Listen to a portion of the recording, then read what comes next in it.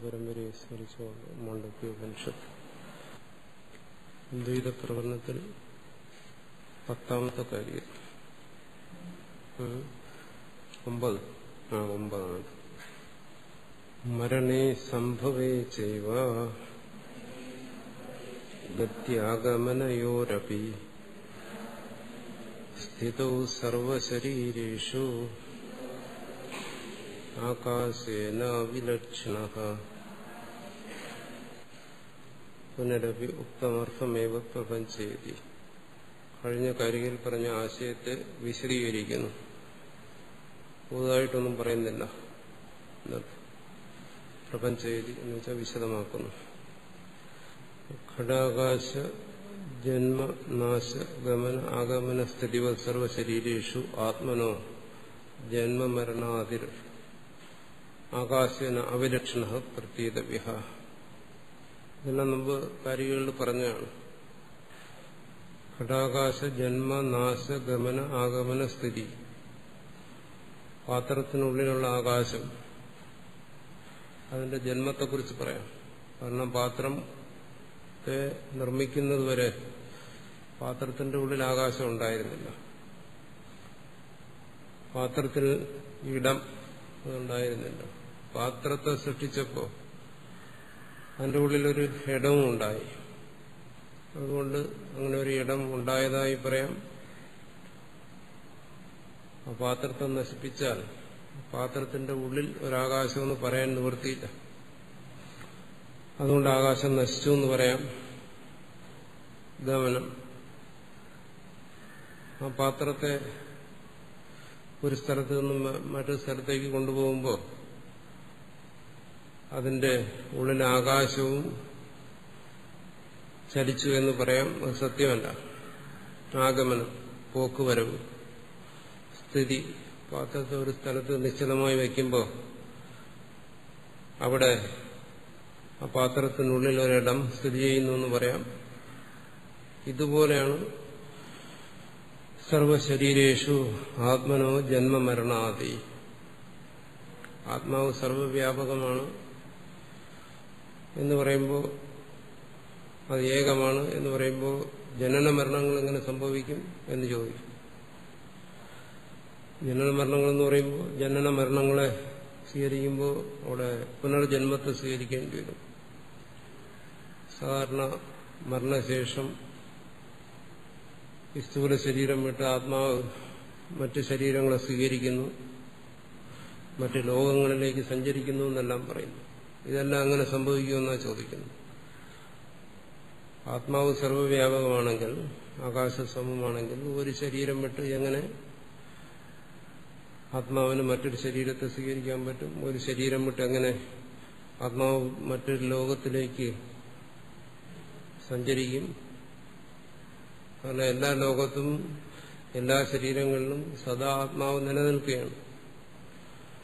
ആത്മാവിന്റെ ഗമനാഗമനങ്ങൾ അതെങ്ങനെ സംഭവിക്കും? അതിനാണ് പറഞ്ഞത്, ആ പാത്രത്തെ ഒരു സ്ഥലത്ത് നിന്ന് പുറത്തേക്ക് മറ്റൊരു സ്ഥലത്തേക്ക് കൊണ്ടുപോകുമ്പോൾ വാസ്തവത്തിൽ ചലനം സംഭവിക്കുന്നത് പാത്രത്തിനാണ്.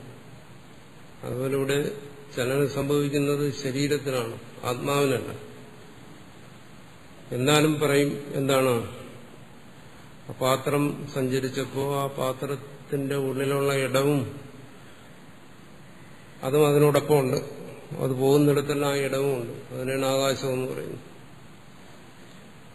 അപ്പോൾ പാത്രത്തിലെ ചലനത്തെ അതിൽ ആരോപിക്കുകയാണ്, ആ ഉള്ളിൽ ആരോപിക്കുകയാണ്, ഇടത്തിൽ ആരോപിക്കുകയാണ്. എന്നിട്ട് അതും ചലിച്ചു എന്ന് കരുതുന്നു. അതുപോലെ ഒരാത്മാവ് ഒരു ശരീരം വിട്ട് വേറൊരു ശരീരം സ്വീകരിക്കുന്നു, ഒരു ലോകം വിട്ട് വേറൊരു ലോകത്ത് പോകുന്നു എന്നെല്ലാം പറയുന്നത് ശരീരസംബന്ധിയായിട്ടാണ്. അതിനുള്ളിലുള്ള ചൈതന്യത്തെ സംബന്ധിച്ചല്ല, ആത്മചൈതന്യത്തെ സംബന്ധിച്ചല്ല. അത് സർവ്വവ്യാപി തന്നെയാണ്.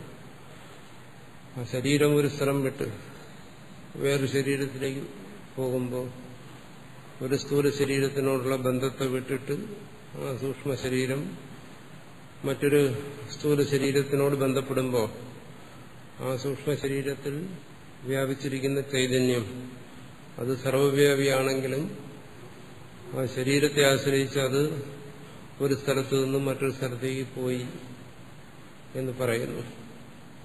ശരീരം പരിച്ഛിന്നമാണ്, പക്ഷെ അതിലെ ചൈതന്യം ആകാശത്തെ പോലെ സർവവ്യാപകമാണ്. അതാണ് ആത്മാവ്. അതിനെ ആകാശത്തോട് ഉപമിച്ച് പറയുന്നു. ആകാശേന അവലക്ഷണ, ആകാശത്തിന് തുല്യമാണ് ആത്മചൈതന്യം, ആകാശസമമാണ് പ്രത്യേകവ്യ എന്ന് മനസ്സിലാക്കണം. അപ്പോൾ ജനന മരണങ്ങൾക്കും ആത്മാവിന്റെ ഗമനാഗമനങ്ങൾക്കും സ്ഥിതിക്കും സർവത്തിനും ഈ ആകാശം അതാണ് ഉദാഹരണമായി പറയുന്നത്. അപ്പോൾ സർവവ്യാപകമായ ഒന്നിനും ചലനത്തെയും മറ്റും ആരോപിക്കാം.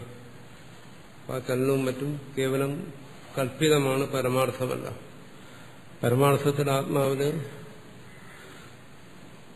ജനനമോ മരണമോ പുനർജന്മമോ ഒന്നും ഇല്ല. ജായതയും പ്രിയതേ, ഗീതയിലും ഈ വിഷയം ചർച്ച ചെയ്തതാണ്. അത് തന്നെ ഇവിടെ ആവർത്തിക്കുന്നു. മരണേ സംഭവേ ചൈവ ഗത്യാഗമനയോരപി സ്ഥിതോ സർവശരീരേഷു ആകാശേന വിലക്ഷണ സംഘാത സ്വപ്നവത് സർവേ ആത്മമായാ വിസർജിതാഃ ആധിക്യേ സർവസാമ്യേവ നോപപത്തിർഹി വിദ്യത്തെ.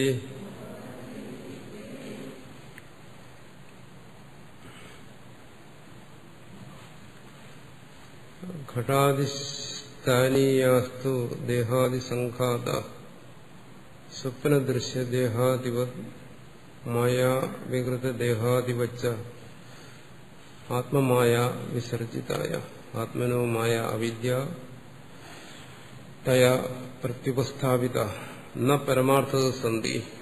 ഘടാദിസ്ഥാനീയാസ്തു ദേഹാദിസംഘാത, ഈ ദേഹാദിസംഘാതങ്ങൾ, ദേഹാദിസംഘാതം എന്ന് പറയുന്നത് ദേഹം പല അവയവങ്ങൾ കൂടിച്ചേർന്നതാണ്, പഞ്ചഭൂതങ്ങൾ കൂടിച്ചേർന്നതാണ്. അതുകൊണ്ട് തന്നെ സംഘാതം എന്ന് പറയുന്നു.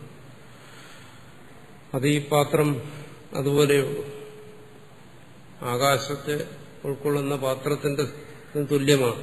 ഘടാദിസ്ഥാനീയം, ഘടാദികൾക്ക് തുല്യമാണ്. ഈ കാണുന്ന ജാഗ്രതയിൽ കാണുന്ന ഈ ദേഹം ഏതുപോലെ സ്വപ്നദൃശ്യ ദേഹാദിവ, സ്വപ്നത്തിൽ കാണുന്ന ദേഹങ്ങളെ പോലെ. സ്വപ്നത്തിൽ കാണുന്ന ദേഹം സത്യമല്ലെന്ന് ഉണരുന്നയാളിന് ഉറപ്പുണ്ട്. അതുപോലെ ഈ ജാഗ്രതയിൽ അനുഭവപ്പെടുന്ന ഈ ദേഹവും പരമാർത്ഥ സത്യമല്ല. മായാവികൃത ദേഹാദിവ, ഇന്ദ്രജാലക്കാരന്റെ ഇന്ദ്രജാലം കൊണ്ടുണ്ടാകുന്നു. മായാവികൃതം ഇന്ദ്രജാലത്തിന്റെ കാര്യം. അതുകൊണ്ടുണ്ടാകുന്ന ദേഹം പോലെയാണ്. ഇവിടെ എന്താണ്? ഇവിടെ ആരാണ് ഇന്ദ്രജാലക്കാരൻ? ആത്മമായ വിസർജിത, ആത്മമായ കൊണ്ടുണ്ടാക്കിയതാണ്. അതുകൊണ്ട് സൃഷ്ടിക്കപ്പെട്ടതാണ്. തുര്യന്റെ മായയാണ്. ആത്മമായ, ആത്മനവുമായ അവിദ്യ. ഇന്ദ്രജാലക്കാരന്റെ ആ ശക്തിയെ പറയുന്നതാണ് മായ. മായാശക്തി എന്ന് പറയുന്ന അതിൽ നിന്നാണ് ഇവിടെ ആത്മാവിനോട് യോജിപ്പിക്കുന്നത്. അതിൽ നിന്നെടുത്തിട്ടാണ്. ആത്മാവിൽ വരുമ്പോൾ ആ മായയ്ക്ക് അവിദ്യ എന്ന് പറയുന്നു. അപ്പോൾ മായ എന്നും അവിദ്യ എന്നും പറയുന്ന ഒന്ന് തന്നെ. തയാ പ്രത്യുപസ്ഥാപിത, അതിനാൽ ആരോപിക്കപ്പെടുന്നതാണ്, കൽപ്പിക്കപ്പെടുന്നതാണ് ഈ ശരീരം. ആത്മാവിന്റെ അവിദ്യ കൊണ്ട് ഈ ശരീരം കൽപ്പിക്കുന്നു. ഇന്ദ്രജാലക്കാരൻ തന്റെ മായാശക്തി കൊണ്ട് പല രൂപങ്ങളെയും സൃഷ്ടിക്കുന്നത് പോലെ. എന്നാ പരമാർത്ഥ സന്ധി, പരമാർത്ഥത്തിൽ ഇത് നിലനിൽക്കുന്നില്ല. വിദ്യാധിക്യം അധികഭാവ തിരേദേഹാദ്യപേക്ഷയ ദേവാദി കാര്യകരണ സംഘാതാനാം യതിവാ സർവേഷാം സമുദായവ ന ഏതേഷാം ഉപപത്തി സംഭവ സദ്ഭാവ പ്രതിപാദകോ ഹേതുർവിദ്യത്തെ. ഇന്ന് ദേഹങ്ങൾ പലതരത്തിൽ വരാം.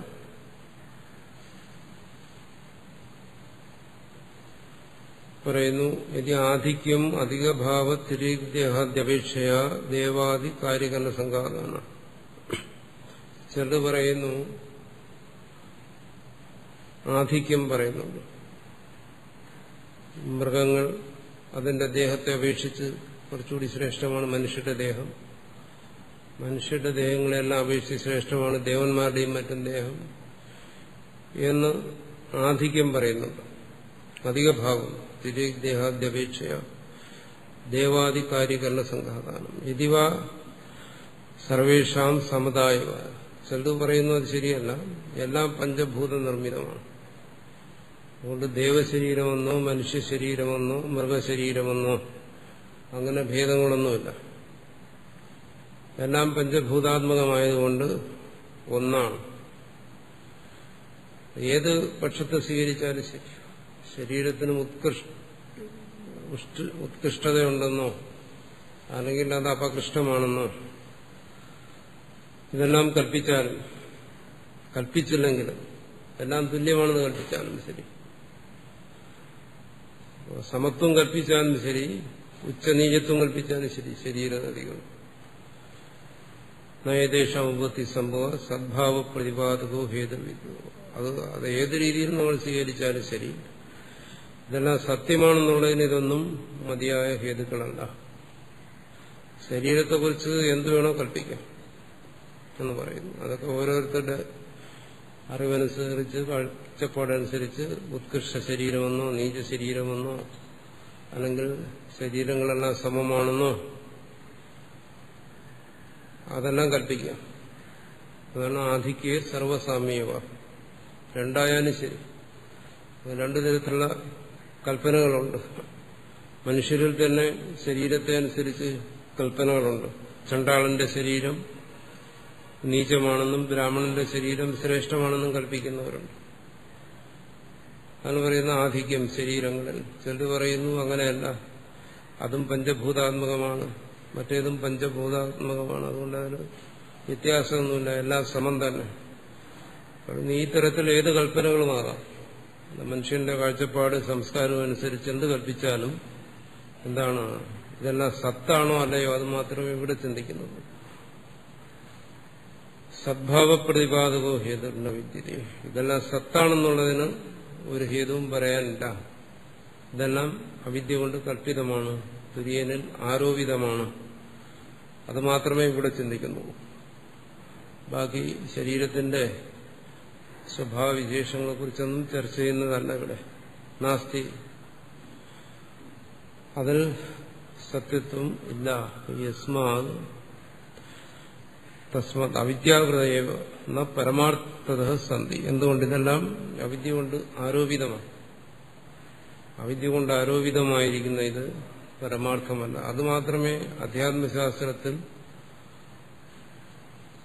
പ്രത്യേകിച്ച് ഇവിടെ അദ്വൈതശാസ്ത്രത്തിൽ അത് മാത്രമേ ബോധിപ്പിക്കുന്നുള്ളൂ. അതിനെയും പറയും. ഉപനിഷത്തിനെ കുറിച്ച് ഇനി വരുന്ന ഭാഗത്തും പറയും. ഉപനിഷത്ത് ബോധിപ്പിക്കുന്നത് ഈ പരമാർത്ഥ സത്യത്തെ മാത്രമേ അതിന് താല്പര്യമുള്ളൂ ബോധിപ്പിക്കാൻ. മറ്റെന്തെങ്കിലും വിഷയങ്ങൾ അത് ചർച്ച ചെയ്താൽ തന്നെയും അതൊന്നും മുഖ്യമായ രീതിയിലല്ല, ഗൗണമായ രീതിയിലാണ്.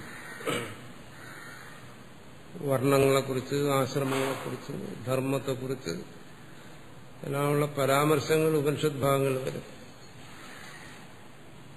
അതിനൊന്നും പ്രാധാന്യം കൊടുത്തിട്ടല്ല. അതാണ് ഇവിടെ പറയുന്നത്. ആദിത്യവും സർവസ്വാമ്യവും എന്ന് പറയുന്നതുകൊണ്ട് പറയുന്ന ഒരു പ്രധാനമായ ഒരു തത്വമാണ്.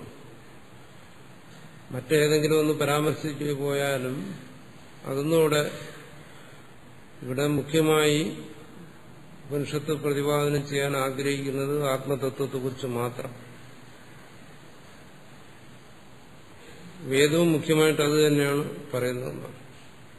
അദ്വൈതികളുടെ അഭിപ്രായം അനുസരിച്ച് എല്ലാ കാണ്ഡങ്ങളും, വേദത്തിന്റെ പൂർവ്വകാണ്ഡവും ഉത്തരകാണ്ഡവും എല്ലാം അതിൻ്റെയൊക്കെ പരമമായ താല്പര്യം ഒന്നേ ഉള്ളൂ, മുഖ്യമായി ആത്മതത്വത്തെ ബോധിപ്പിക്കുക. ആത്മതത്വത്തെ കുറിച്ചുള്ള സമ്യജ്ഞാനം, ശരിയായിട്ടുള്ള ജ്ഞാനം ഉണ്ടാക്കുക. അതാണ് വേദത്തിന്റെ എല്ലാ ഭാഗങ്ങളും കൂടിച്ചേർന്ന് അത് ബോധിപ്പിക്കുന്നുണ്ട്. അത് ക്രമമായി ബോധിപ്പിക്കുന്നു. പൂർവകാണ്ഡത്തിൽ നിന്നും കൂടുതൽ തെളിച്ച് ഉത്തരകാണ്ഡത്തിൽ വന്ന് അതിന്റെ പൂർണ്ണതയിൽ അതിനെ പ്രകാശിപ്പിക്കുക. അതിനിടയ്ക്ക് അത് പരാമർശിക്കുന്ന കാര്യങ്ങളൊന്നും താല്പര്യപൂർവ്വം പറയുന്നതല്ല. അതുകൊണ്ട് മറ്റു വിഷയങ്ങൾ മനസ്സിലാക്കുന്നു. ആത്മാ അല്ലാതെയുള്ള അനാത്മ വിഷയങ്ങൾ അതെന്താണെന്ന് മനസ്സിലാക്കുന്നതിന് വേണ്ടി വേദത്തെ ആശ്രയിക്കേണ്ട കാര്യമില്ല എന്നാണ് പറയുന്നത്. എന്തുകൊണ്ട്? വേദം അജ്ഞാതമായ അർത്ഥത്തെ ബോധിപ്പിക്കുകയാണ്. ലൗകികമായ മറ്റേതെങ്കിലും പ്രമാണത്തിലൂടെ അറിയാവുന്ന കാര്യങ്ങളെ വേദം ബോധിപ്പിച്ചു കഴിഞ്ഞാൽ അത് അപ്രമാണമായിപ്പോകും. വേദത്തിന് അതിന്റെ സ്വതപ്രാമാണ്യം നഷ്ടപ്പെടുമെന്നാണ്. മറ്റൊന്നുകൊണ്ടും അറിയാൻ വയ്യാത്ത, മറ്റൊന്നുകൊണ്ടെന്ന് വയ്യാത്ത എന്ന് പറഞ്ഞാൽ വേദത്തിലൂടെ അല്ലാതെ വെളിപ്പെടാത്ത ഒരു കാര്യത്തെ വേദം വെളിപ്പെടുത്തേണ്ട കാര്യമില്ല. മനുഷ്യബുദ്ധി പ്രഭവമായ ഒന്നല്ല വേദമെന്ന് പറയുന്നത് കൊണ്ടാണ്. മനുഷ്യബുദ്ധി കൊണ്ട് അറിയാനും മനസ്സിലാക്കാനും പറ്റിയ കാര്യങ്ങളെ വേദമെന്തിനും വെളിപ്പെടുത്തണം. അതിന് വേദത്തിന് താല്പര്യമില്ല എന്നാണ്. ആത്മതത്വത്തെ ബോധിപ്പിക്കുന്നതിന് വേദമല്ലാതെ മറ്റൊന്നുമില്ല. അതുകൊണ്ട് അതിന്റെ താല്പര്യം അത് മാത്രമാണ്. അതാണ് ഇവിടെയും പറയാം. അതുകൊണ്ട് നമ്മൾ പഠിക്കുന്ന സയൻസ്, കണക്ക്, മറ്റു കാര്യങ്ങളൊക്കെ ഉണ്ടല്ലോ, അതൊന്നും വേദം വെളിപ്പെടുത്തേണ്ട കാര്യമില്ല. വേദത്തിലൂടെ അതൊന്നും പഠിക്കേണ്ട കാര്യമില്ല. എന്തുകൊണ്ട്?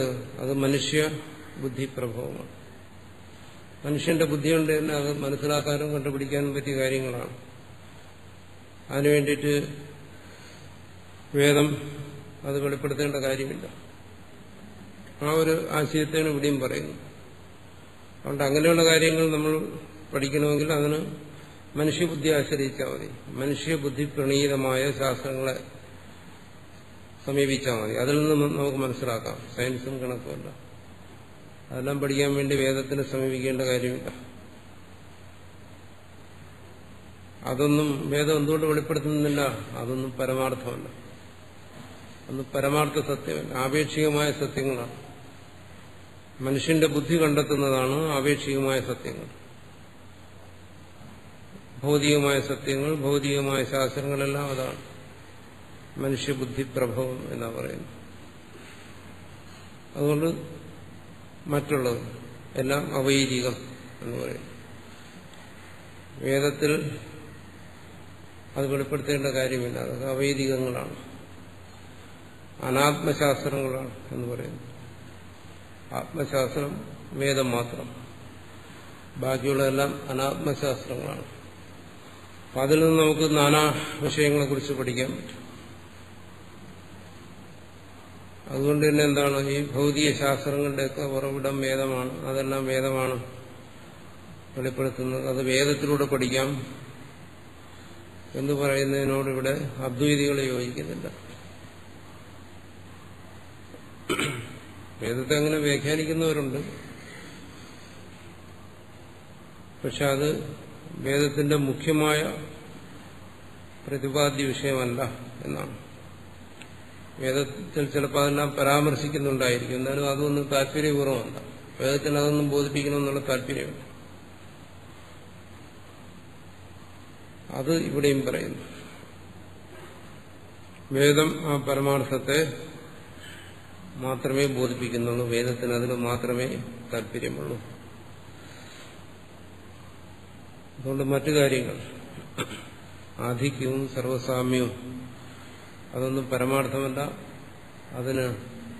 അത് പരമാർത്ഥമാണെന്നുള്ളതിന് യുക്തികളില്ല. അതുകൊണ്ട് തന്നെ അത്തരം കാര്യങ്ങളൊന്നും വേദം താല്പര്യപൂർവ്വം ബോധിപ്പിക്കുന്നുമില്ല. പക്ഷെ വർണ്ണം, ആശ്രമം തുടങ്ങിയ കാര്യങ്ങളെല്ലാം വേദമാണ് ബോധിപ്പിക്കുന്നത്. അത് താല്പര്യപൂർവ്വം ബോധിപ്പിക്കുകയാണ്. അതുകൊണ്ട് വേദത്തിൽ പറഞ്ഞിരിക്കുന്നതുകൊണ്ട് അത് കർശനമായി പിന്തുടരണം എന്ന് വാദിക്കുന്ന വൈദികന്മാരുമുണ്ട്. വൈദികന്മാരിൽ തന്നെ ഒരു വിഭാഗക്കാർ പറയുന്നു വർണ്ണങ്ങളെക്കുറിച്ചെല്ലാം വേദം ബോധിപ്പിച്ചിരിക്കുന്നത് സത്യമാണ്. അതുകൊണ്ടത് പിന്തുടർന്നേ പറ്റൂ എന്ന് പറയുന്നവരുണ്ട്. അതിനെയൊക്കെ ഇവിടെ നിഷേധിക്കുകയാണ്. ആ കാഴ്ചപ്പാടുകളൊന്നും ശരിയല്ല. വേദം പരമാർത്ഥമായി ഒന്നിനെ മാത്രമേ ബോധിപ്പിക്കുന്നുള്ളൂ. അദ്വൈതികളിൽ ചിലരും അത് സ്വീകരിക്കുന്നുണ്ട്. അങ്ങനെ ഇതിലെല്ലാം വ്യാവഹാരിക സത്യത്വത്തെ സ്വീകരിച്ചുകൊണ്ട് വ്യാവഹാരികമായി ഇതിനെല്ലാം സ്വീകരിക്കാം. അതുകൊണ്ട് വേദം ബോധിപ്പിക്കുന്ന ഭേദദൃഷ്ടിയെയും വ്യാവഹാരികമായി അംഗീകരിക്കണമെന്ന് വാദിച്ചുകൊണ്ട് ഇതിനെയൊക്കെ സ്വീകരിക്കുന്നവരുമുണ്ട്. പക്ഷെ ഇവിടെ അങ്ങനെയല്ല. ഇവിടെ രണ്ട് സത്യം സ്വീകരിക്കുന്നുണ്ട്. ഒന്ന് പാരമാർത്ഥികം, മറ്റൊന്ന് കല്പിതം. പാരമാർത്ഥികമായിരിക്കുന്നത് ആത്മതത്വം, ബാക്കിയുള്ളതെല്ലാം കല്പിതമാണ്. അതാണ് ഇവിടുത്തെ നിലപാട്. അതിനനുസരിച്ചാണ് ഇവിടെ ചർച്ച ചെയ്യുന്ന ഈ തത്വത്തെ. സംഘാത സ്വപ്നവത് സർവേ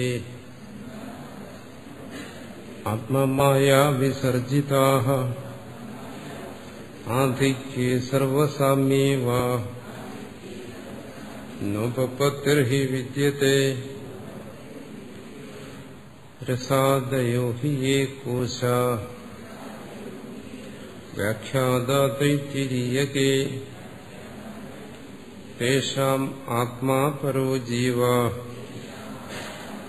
ഖമ്യതാ സംപ്രകാശിതഃ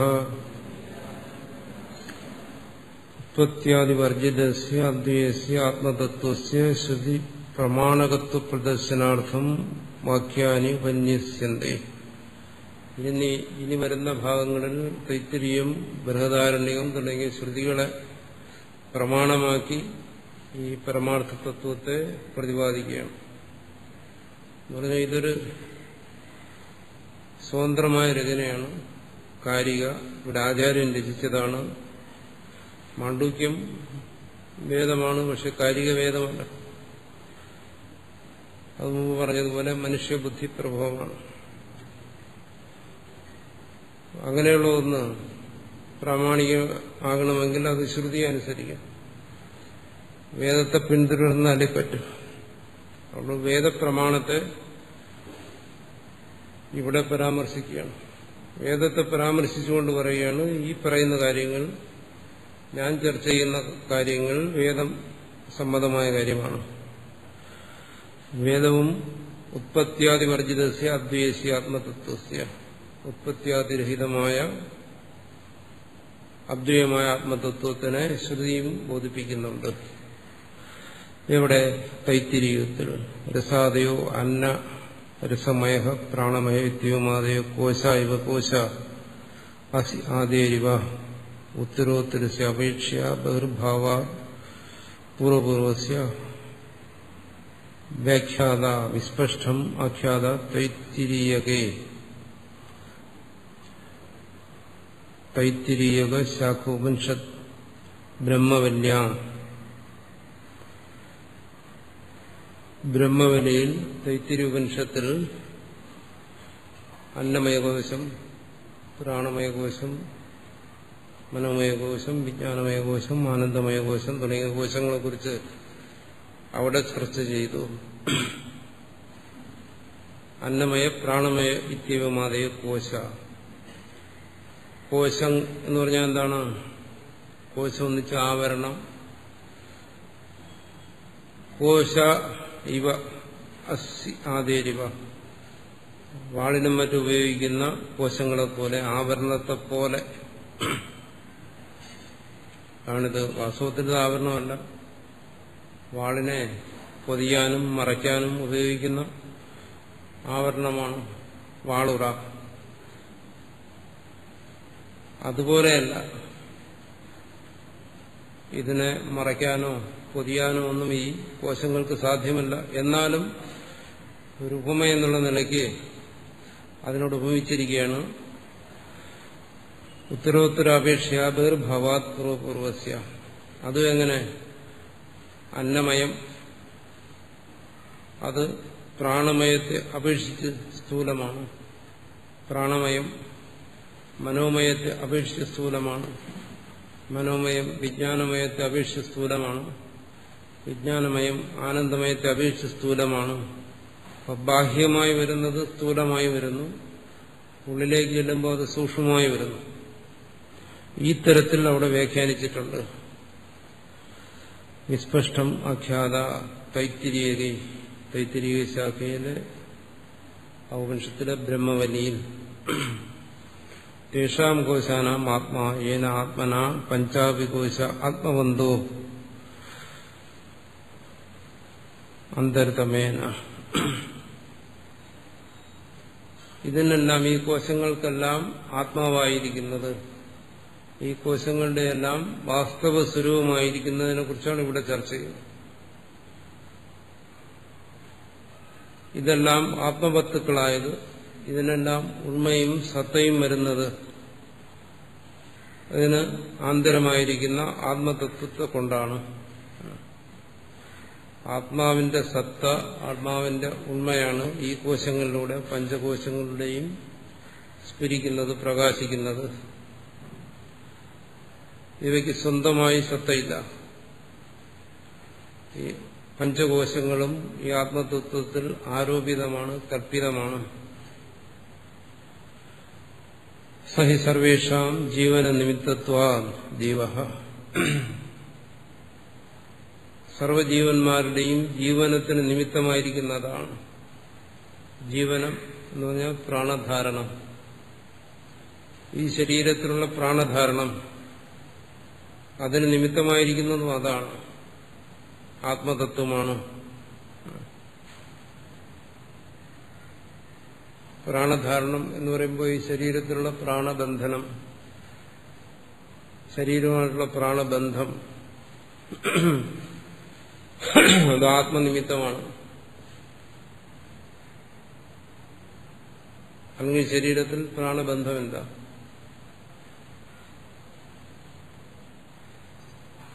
ആ സൂക്ഷ്മ ശരീരം ഈ ശരീരത്തെ വിടുമ്പോൾ ഇതിലുള്ള പ്രാണബന്ധനം ഇല്ലാതാകുന്നു, പ്രാണബന്ധം നശിക്കുന്നു, ഈ ശരീരം നശിച്ചു പോകും. അപ്പൊ ഈ ശരീരത്തിലുള്ള ജീവനത്തിന് നിമിത്തമായിരിക്കുന്നത് ആത്മതത്വമാണ്. അത് മറ്റു 4 കോശങ്ങളിലൂടെയും 4 കോശങ്ങളുടെയും സഹായത്തോടുകൂടി അന്നമയ കോശമായ ഈ സ്ഥൂല ശരീരത്തിനോട് താതാത്മ്യപ്പെടുമ്പോൾ ഈ ശരീരവും പ്രാണവത്തായിത്തീരുന്നു. അതിനും കാരണമായിരിക്കുന്ന എന്താണ്? ഈ ആത്മതത്വമാണ്. ഇതിനെല്ലാം ആന്തരമായിരിക്കുന്ന, ഇതിനെല്ലാം ആധാരമായിരിക്കുന്ന പ്രത്യക് തത്വം. അതുകൊണ്ട് ഇതിനെന്ത് ജീവൻ എന്ന് പേര് വന്നു. ആത്മാവിനെ തന്നെ ജീവനെന്ന് വിളിക്കുന്നു. ജീവനെന്ന് വിളിക്കാൻ കാരണം ഇത് ഈ സ്ഥൂല ശരീരത്തിലുള്ള പ്രാണബന്ധനത്തിന് ഹേതുവായിരിക്കുന്നത് കൊണ്ട് ജീവൻ എന്നുള്ള പേര് വന്നു. ജീവിക്കുന്നതുകൊണ്ട് ജീവൻ. ജീവിക്കുക എന്ന് പറയുന്നത് എന്താണ്? പ്രാണചലനം. അതാണ് ജീവിതം എന്ന് പറയുന്നത്. പ്രാണവ്യാപാരം, പ്രാണന്റെ പ്രവൃത്തികൾ, അതാണ്. അതിനും ആധാരമായിരിക്കുന്നത് സർവാധാരമായ ഈ ആത്മതത്വമാണ്. കോസോ ഇത്യാഹ സൈവ ആത്മാ. അതിനെ തന്നെയാണ് ഇവിടെ ആത്മാവെന്ന് പറഞ്ഞത്. പൂർവം ഈ ആത്മാവിനെ തന്നെയാണ് ഈ പഞ്ചകോശങ്ങളോടുകൂടി ഇരിക്കുന്ന ഈ ശരീരത്തിൽ ജീവനായിരിക്കുന്ന ജീവഭാവത്തിലിരിക്കുന്നു.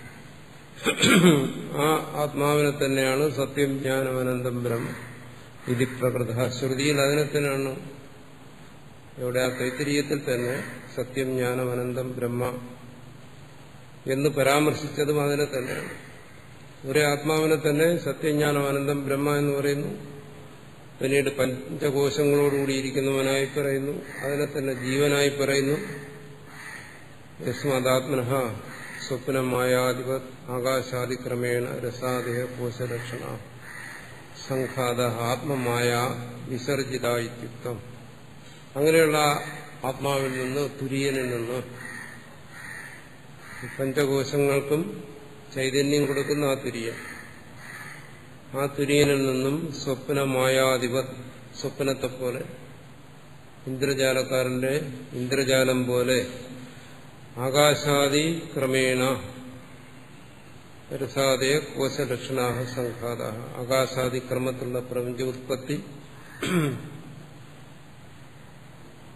അന്നമയരസം എന്ന് തുടങ്ങിയ കോശങ്ങൾ, ഇതെല്ലാം ആത്മമായ വിസർജിത, ഇതെല്ലാം ആ തുര്യന്റെ മായയാൽ സൃഷ്ടിക്കപ്പെട്ടതാണ് എന്നും അവിടെ പറഞ്ഞു. തൈത്തിരീയത്തിൽ വിശദീകരിച്ചു. തുര്യന്റെ മായാസൃഷ്ടിയാണ് ഈ പഞ്ചകോശങ്ങളും പ്രപഞ്ചവും. സ ആത്മാ അസ്മാഭിര്യത ഖം തഥേരി സംപ്രകാശിത ആത്മാ ഹി ആകാശവത് ഇത്യാദി ശ്ലോകേ. ആ ആത്മതത്വത്തെക്കുറിച്ചാണ് ജ്ഞാനം ഇവിടെ ആചാര്യൻ പറയുന്നു. അതേ ആത്മതത്വത്തെക്കുറിച്ചാണ് ജ്ഞാനം ഖമ്യത ആത്മാ ആകാശം സർവം എന്നുള്ള ആ കാരികയിൽ തുടർന്നു വരുന്ന ഭാഗങ്ങളിലെല്ലാം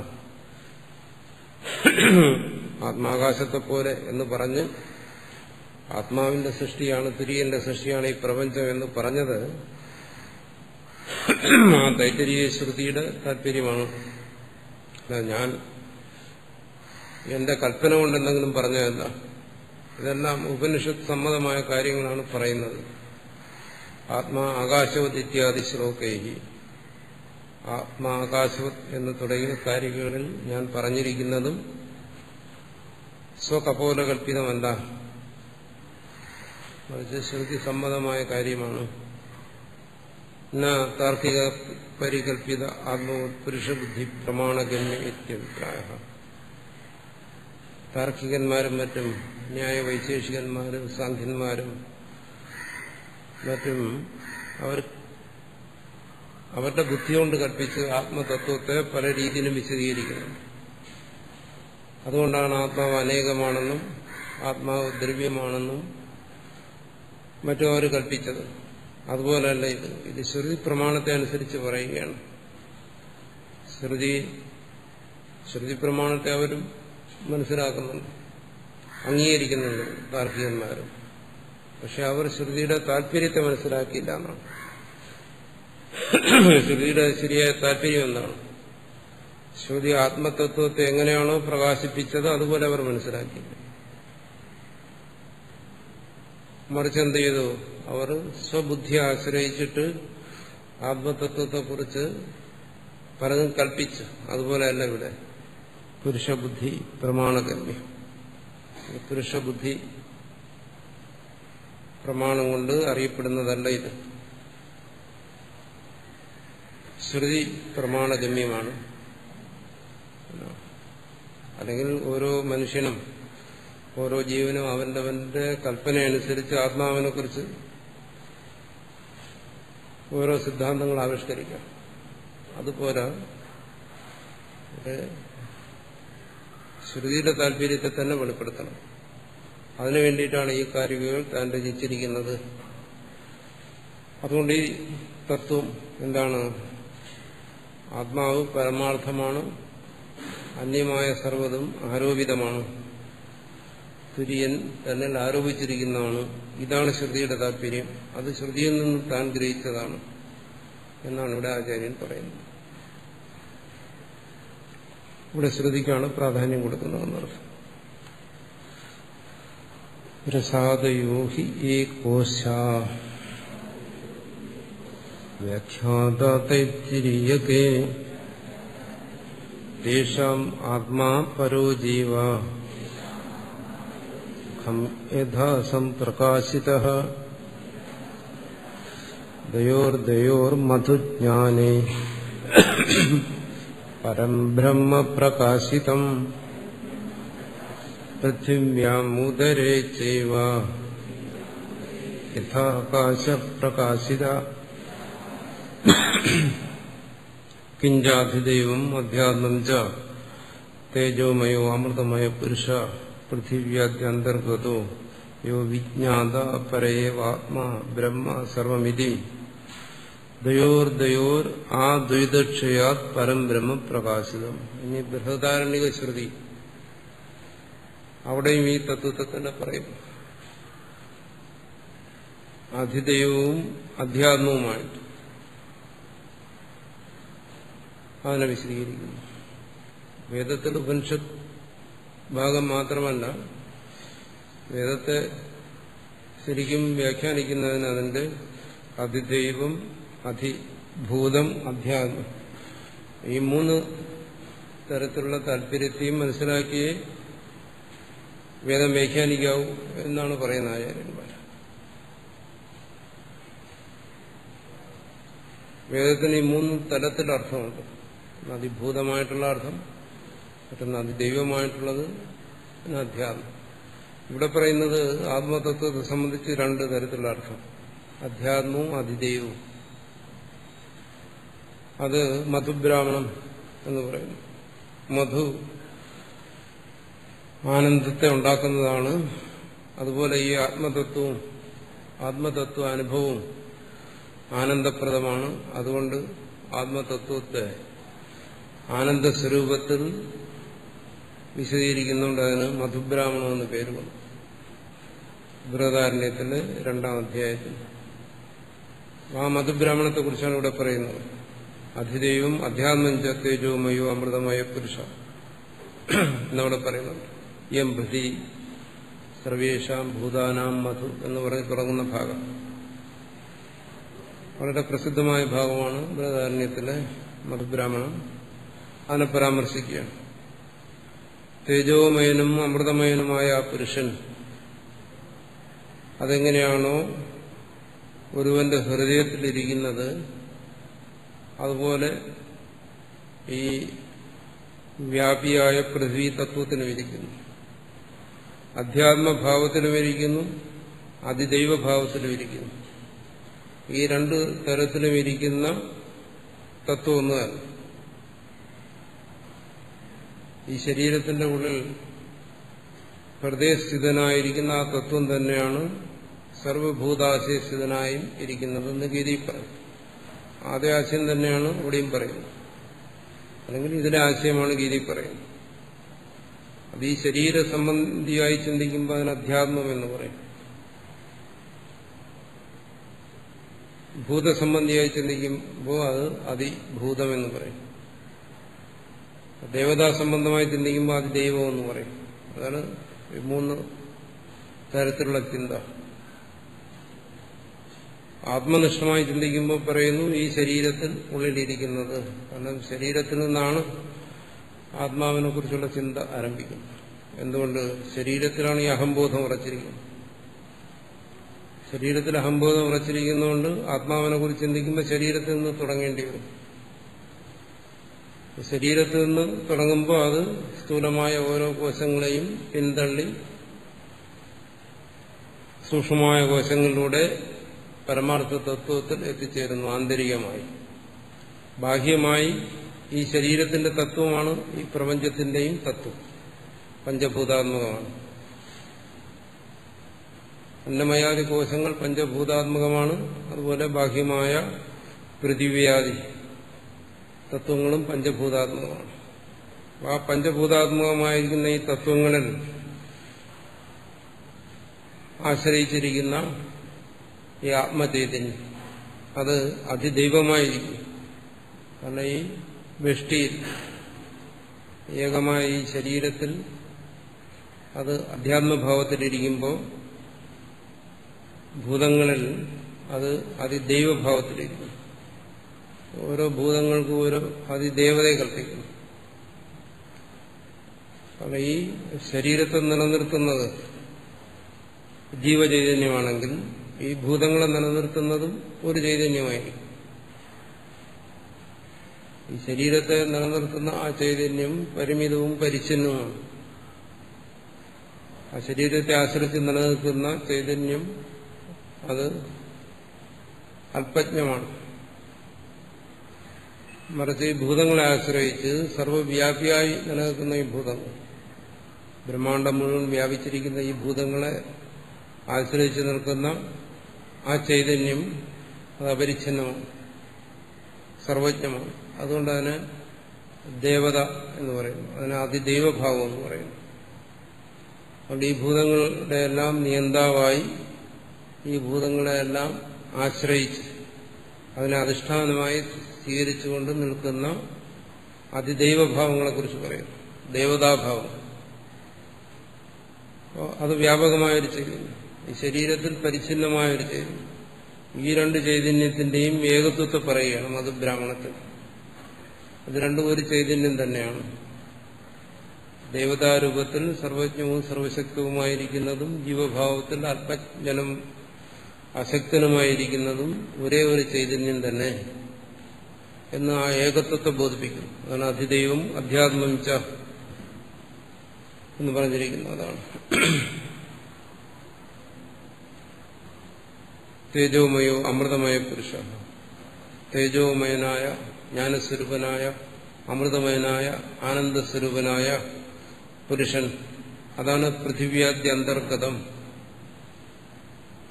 പൃഥിവി തുടങ്ങിയ ഈ ബ്രഹ്മാണ്ഡവ്യാപിയായിരിക്കുന്ന ഭൂത അധിഷ്ഠിതമായി നിലനിൽക്കുന്നത് ആ ചൈതന്യമാണ്.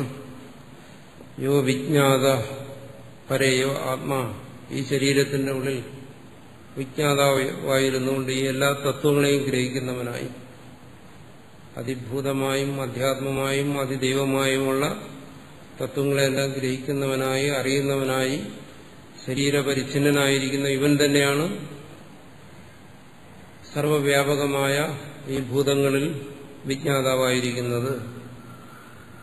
അതുകൊണ്ടെന്ന് വരുന്നു ഏവ ആത്മാ ബ്രഹ്മ, അത് ബൃഹത്തായിരിക്കുന്നതുകൊണ്ട്. ശരീരത്തിന് പരിച്ഛിന്നമാണെങ്കിലും ഈ പഞ്ചകോശങ്ങളിലും വ്യാപകമായ പഞ്ചഭൂതങ്ങളിലും അത് വ്യാപിച്ചിരിക്കുന്നതുകൊണ്ട് അത് ബ്രഹ്മമാണ്, ബൃഹത്താണ്. സർവം ഇതി ദ്വയോഹോ ആ ദ്വൈതക്ഷയാത് പരം ബ്രഹ്മപ്രകാശിതം. ഈ അതിദൈവ അധ്യാത്മഭാവങ്ങളിലുള്ള ആ ബ്രഹ്മതത്വത്തെ ആ ദ്വൈതക്ഷയാത്, ആ ദ്വൈതക്ഷയം വരെ, ഈ പരമതത്വത്തെ ബോധിപ്പിക്കുന്നതിന് ഈ ദ്വൈതക്ഷയത്തിന് വേണ്ടി ആ പരബ്രഹ്മത്തെ ശ്രുതി ബോധിപ്പിച്ചിട്ടുണ്ട്. അവിടെയും രണ്ടു കാര്യം. ഒന്നെന്താണ്? ഈ ദ്വൈതം ക്ഷയിക്കുന്നതാണ്. അത് ഈ ശരീരമായാലും ബാഹ്യമായാലും. അപ്പൊ ആ ദ്വൈതക്ഷയപര്യന്തം ആത്മവിദ്യയുടെ അതിർവരമ്പതാണ്. എന്താണ് ദ്വൈതക്ഷയം? ആ ദ്വൈതക്ഷയം വരെ ഇതിനെ ബോധിപ്പിക്കാനുള്ളൂ. ആണ് ആ ദ്വൈതക്ഷയ എന്ന് പറയുന്നത്. അതുവരെ ഇതിനെ ബോധിപ്പിക്കുന്നു. ആ ബ്രഹ്മത്തെ ശ്രുതി പ്രകാശിപ്പിച്ചിട്ടുണ്ട്, പരമാർത്ഥ തത്വത്തെ പ്രകാശിപ്പിച്ചിരിക്കുന്നു. കൊയ്ത്യാഹ ബ്രഹ്മവിദ്യാഖ്യം മധു അമൃതം അമൃതത്വം മോദനഹേതുത്വ വിജ്ഞായതേ യസ്മിനതി മധുജ്ഞാനം മധുബ്രാഹ്മണം തസ്മിൻ. ഇത് മധുബ്രാഹ്മണത്തിൽ ബൃഹദാരണ്യോപനിഷത്തിന്റെ 2-ാം അധ്യായത്തിൽ അവിടെ അത് പ്രകാശിപ്പിച്ചിട്ടുണ്ട്. 2-ാം അധ്യായത്തിൽ 5-ാമത്തെ ബ്രാഹ്മണം മുതൽ ഈ വിഷയമാണ് ചർച്ച ചെയ്യുന്നത്. അത് മധു ബ്രാഹ്മണം എന്നതിന് പേരെന്തുകൊണ്ട് വന്നു? മധു അമൃതം, അമൃതത്വം മോദനഹേതുത്വ. അമൃതം ആനന്ദത്തെ ഉണ്ടാക്കുന്നതാണ്. അതുപോലെ ഈ ആത്മതത്വവും ആനന്ദത്തെ നൽകുന്നതാണ്. എങ്ങനെ? സർവസംസാര നിവൃത്തിയെ അതുണ്ടാക്കുന്നു, സർവദുഃഖശാന്തിയെ അത് പ്രദാനം ചെയ്യുന്നു. അതുകൊണ്ടത് മോദന ഹേതുവാണ്, ആനന്ദത്തിന് ഹേതുവാണ്. അതുകൊണ്ട് അതിനെ മധുജ്ഞാനം, ആ ഭാഗത്തിന് മധുജ്ഞാനം എന്ന് പറയുന്നു. കിമവ ഇത്യാഹ പൃഥിവ്യാം ഉദരേ ചൈവ യഥാ ഏക ആകാശോ അനുമാനേന പ്രകാശിതോ ലോകേ തദ്വത്. അനുമാനത്തിലൂടെ ലോകത്തിൽ ആത്മാവിനെ കണ്ടെത്തുന്നുണ്ട്, ഊഹിച്ച് കണ്ടെത്തുന്നു. അതുപോലെ അവിടെയും ശ്രുതിയിലും പറയുന്നത് എന്താണ്? ഈ പൃഥിവി തത്വത്തിൽ, ആകാശതത്വത്തിൽ, ജലതത്വത്തിൽ, വായുതത്വത്തിൽ, അഗ്നിതത്വത്തിൽ, ഇങ്ങനെയുള്ള ഓരോ തത്വത്തിലും ഇരിക്കുന്ന ചൈതന്യം. ഈ തത്വങ്ങൾക്കെല്ലാം ഒരു ആധാരം വേണം ഇതിനെ നിലനിൽക്കുന്നത്. ഇതിന്റെ നിലനിൽപ്പ് ജീവൻ അറിയുന്നുണ്ട്. ഇതിന്റെ ഉണ്മയെ ആശ്രയിച്ചാണ് നിലനിൽക്കുന്നത്. പഞ്ചഭൂതങ്ങളുടെ അസ്തിത്വത്തിലൂടെയാണ് പഞ്ചഭൂതം നിലനിൽക്കുന്നതായി ജീവൻ അറിയുന്നത്. അതുകൊണ്ട് മനസ്സിലാക്കാം, ഈ പഞ്ചഭൂതങ്ങളെല്ലാം സത് അധിഷ്ഠിതമാണ്, സത്തിൽ അധിഷ്ഠിതമാണ്. അതനുഭവമാണ്, ജീവന്റെ അനുഭവമാണ്. അത് തന്നെ, ആ സത്ത് തന്നെ തന്റെ അസ്തിത്വമായി തന്റെ ഉദരത്തിൽ എന്ന് വെച്ചാൽ തന്റെ ഉള്ളിലും അനുഭവപ്പെടുന്നുണ്ട്. അഹമസ്മി എന്നിങ്ങനെ തന്റെ ഉണ്മയെ അറിയുന്നു. തന്റെ ഉണ്മയെ സ്വയം ഈ ശരീര സംബന്ധിയായി അറിയുന്നു. അത് ശരീരത്തിൽ ബന്ധപ്പെടുത്തിയാണ് അറിയുന്നതെന്നോ. ഞാനെന്ന് പറയുമ്പോൾ ശരീരത്തിൽ ആ ബോധത്തെ ഉറപ്പിച്ച് ഞാനുണ്ട് എന്ന് ശരീരം നിലനിൽക്കുന്നതായി അറിയും. പക്ഷെ ആ അസ്തിത്വം കേവലം ബാഹ്യമായ ശരീരത്തിലല്ല, ഉദരത്തിൽ, തന്റെ ഉള്ളിലാണ്. തന്റെ ഉള്ളിൽ തന്റെ അസ്തിത്വത്തെ അറിയുന്നത് പോലെ തന്നെ ഈ ബാഹ്യമായ പഞ്ചഭൂതങ്ങളിലും അതിന്റെ അസ്തിത്വത്തെ അതിന്റെ ഉള്ളിൽ അറിയുന്നു. ആ അസ്തിത്വത്തെ ആശ്രയിച്ചത് നിലനിൽക്കുന്നതായി, അല്ലെങ്കിൽ ആ അസ്തിത്വത്തിൽ അധിഷ്ഠിതമായി പ്രപഞ്ചാനുഭവം ഉണ്ട്. ഗീതയിൽ ഇത് പ്രപഞ്ചത്തിലെ അസ്തിത്വാനുഭവം, അത് നശിക്കാതെ നിലനിൽക്കുന്നതാണെന്നുള്ള കാര്യം അവിടെ ചർച്ച ചെയ്തതാണ്. നാസതോ വിദ്യതേ ഭാവം എന്ന് പറയുന്നത് അതിനിവിടെ പരാമർശിക്കുകയാണ്. ആ അസ്തിത്വാനുഭവം തന്റെ ഉള്ളിലും പുറമേയും ഉണ്ട്. അതിലൂടെ ഈ ആത്മാവിന്റെ ഉണ്മയെ സമർത്ഥിക്കുന്നു. അതുപോലെ അനുമാനത്തിലൂടെയും മനുഷ്യൻ ആത്മാവിന്റെ ഉണ്മയെ അറിയുന്നുണ്ട്, ഊഹിച്ചറിയും. എങ്ങനെ ഈ കരണങ്ങൾ പ്രവർത്തിക്കണമെങ്കിൽ ഈ കർണത്തെ പ്രവർത്തിപ്പിക്കുന്ന ഒരു ചൈതന്യത്തിന്റെ പിന്നിൽ വേണം. ചൈതന്യരഹിതമായ ഈ കരണങ്ങൾ പ്രവർത്തിക്കുന്നില്ല. മൃതശരീരത്തിലും മറ്റും പുറമെ ജീവൻ മനുഷ്യർ പ്രവർത്തിക്കുമ്പോൾ അവർ പല കരണങ്ങൾ ഉപയോഗിക്കുന്നു, ഉപകരണങ്ങൾ ഉപയോഗിക്കുന്നു. ഉപകരണങ്ങൾ ജഡങ്ങളായിരിക്കുന്ന ഉപകരണങ്ങളെ ചൈതന്യമുള്ള മനുഷ്യൻ പ്രയോഗിക്കുന്നു. അതുപോലെ ഇന്ദ്രിയങ്ങൾ പോലെയുള്ള ജഡങ്ങളായ കർണങ്ങളെ ഇതിന്റെ ഉള്ളിലിരിക്കുന്ന ഒരു ചൈതന്യം പ്രയോഗിക്കുന്നു. അതുകൊണ്ട് ഈ കർണങ്ങളിൽ നിന്ന് വ്യത്യസ്തനായി ഒരു ചൈതന്യമുണ്ട് എന്നും മറ്റും അനുമാനത്തിലൂടെ മനസ്സിലാക്കുന്നത് പോലെ ശ്രുതിയും അതിനെ വെളിപ്പെടുത്തിയിരിക്കുന്നു. ആ ചൈതന്യത്തെ വെളിപ്പെടുത്തുക മാത്രമല്ല ശ്രുതി ചെയ്യുന്നത്, ആ ചൈതന്യത്തിന്റെ ഏകത്വത്തെ വെളിപ്പെടുത്തുന്നു. അതുമാത്രമല്ല, ആ ചൈതന്യത്തെ ആശ്രയിച്ച് നിൽക്കുന്ന ഈ വ്യഷ്ടിയും സമഷ്ടിയും ഇത് ആരോപിതമാണെന്ന് ശ്രുതി പറയുന്നു. അതുകൊണ്ട് ആ ശ്രുതി പ്രമാണത്തെ അനുസരിച്ചിട്ടാണ് താൻ ഇതിനിവിടെ വിശദീകരിക്കുന്നത് എന്നാണ് ആചാര്യൻ ഇതിലും പറയുന്നത്. ദ്വയോർ മധുജ്ഞാനേ പരം ബ്രഹ്മ പ്രകാശിതം പൃഥിവ്യാം ഉദരേ ചൈവ യഥാകാശ പ്രകാശിത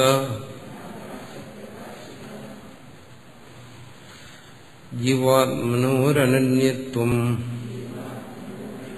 അഭേദേന പ്രശസ്യതേ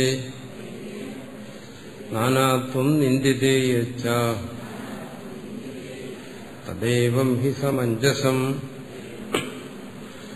യത് ഉക്തിതഃ ശ്രുതിതശ്ച നിർദ്ധാരിതം ജീവസ്യ പരസ്യ ആത്മനോ ജീവാത്മനോരനന്യത്വം അഭേദേന പ്രശസ്യതേ സ്തുയതേ ശാസ്ത്രേണ വ്യാസാദിഭിശ്ച.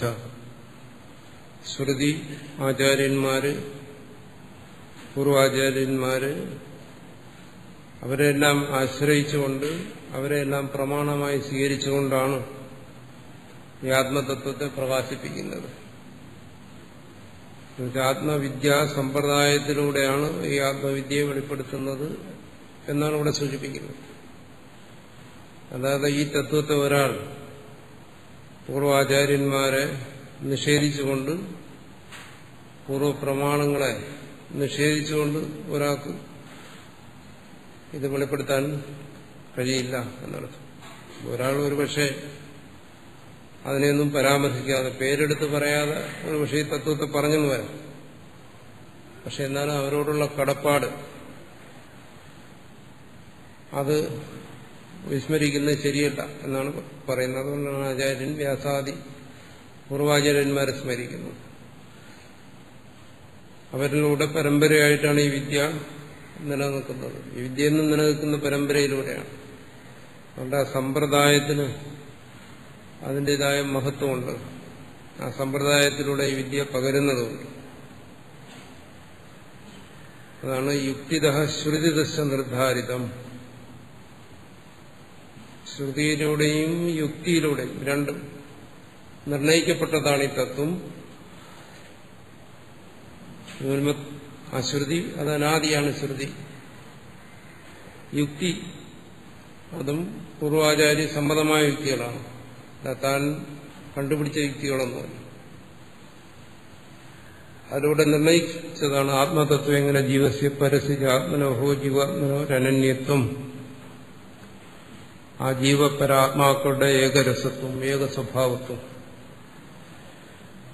അത് മുമ്പ് തന്നെ നിർണയിക്കപ്പെട്ടതാണ് എന്നർത്ഥം. അപ്പോ ഇവിടെ പറയുന്ന ആചാര്യൻ പോലും എന്താണ് പൂർവാചാര്യന്മാരുടെ പട്ടികപ്പെടുത്തിയിരിക്കുന്ന ആളാണ് ഗൗഡപാദാചാര്യൻ. ആചാര്യൻ തന്നെ പറയുന്നു തനിക്ക് മുമ്പ് തന്നെ ഇത് നിർണയിക്കപ്പെട്ടതാണ്. ഇതെത്രയോ പൂർവികമാണ് എന്നാണ് ഇവിടെ സൂചിപ്പിക്കുന്നത്. ചരിത്രാതീതമായ കാലം മുതലേ ഇത് പ്രചരിച്ചു വരുന്നതാണ് അദ്വൈതത്വം. അല്ല, ഇത് ആധുനികമല്ല, ഇന്നാരെങ്കിലും കണ്ടുപിടിച്ചതല്ല. സ്തൂയതേ ശാസ്ത്രേണ വ്യാസാദിപിശ്ച, വ്യാസം തുടങ്ങിയ പൂർവാചാര്യന്മാർ അവരുടെ ശാസ്ത്രങ്ങളിലൂടെ ഈ തത്വത്തെ നിർണയം ചെയ്തതാണ്. സർവപ്രാണി സാധാരണം സ്വാഭാവികം ശാസ്ത്രബഹിഷ്കൃതൈ കുതാർക്കികൈ വിരചിതം നാനാത്വദർശനം നിന്ദ്യതേ. അതുകൊണ്ട് ഈ ആത്മാവിന്റെ യഥാർത്ഥ സ്വരൂപത്തെ ഇങ്ങനെ വെളിപ്പെടുത്തിയിരിക്കുന്നതുകൊണ്ട് അതിനെ ഉൾക്കൊള്ളാതെ അത് മനസ്സിലാക്കാതെ ഇവിടെ ആചാര്യൻ പറയുന്നു ഇന്നും ആൾക്കാർ മറ്റ് അനാത്മശാസ്ത്രങ്ങളെ ആത്മശാസ്ത്രമെന്ന് കരുതി പിന്തുടരുന്നുണ്ട്. സർവപ്രാണി സാധാരണം സ്വാഭാവികം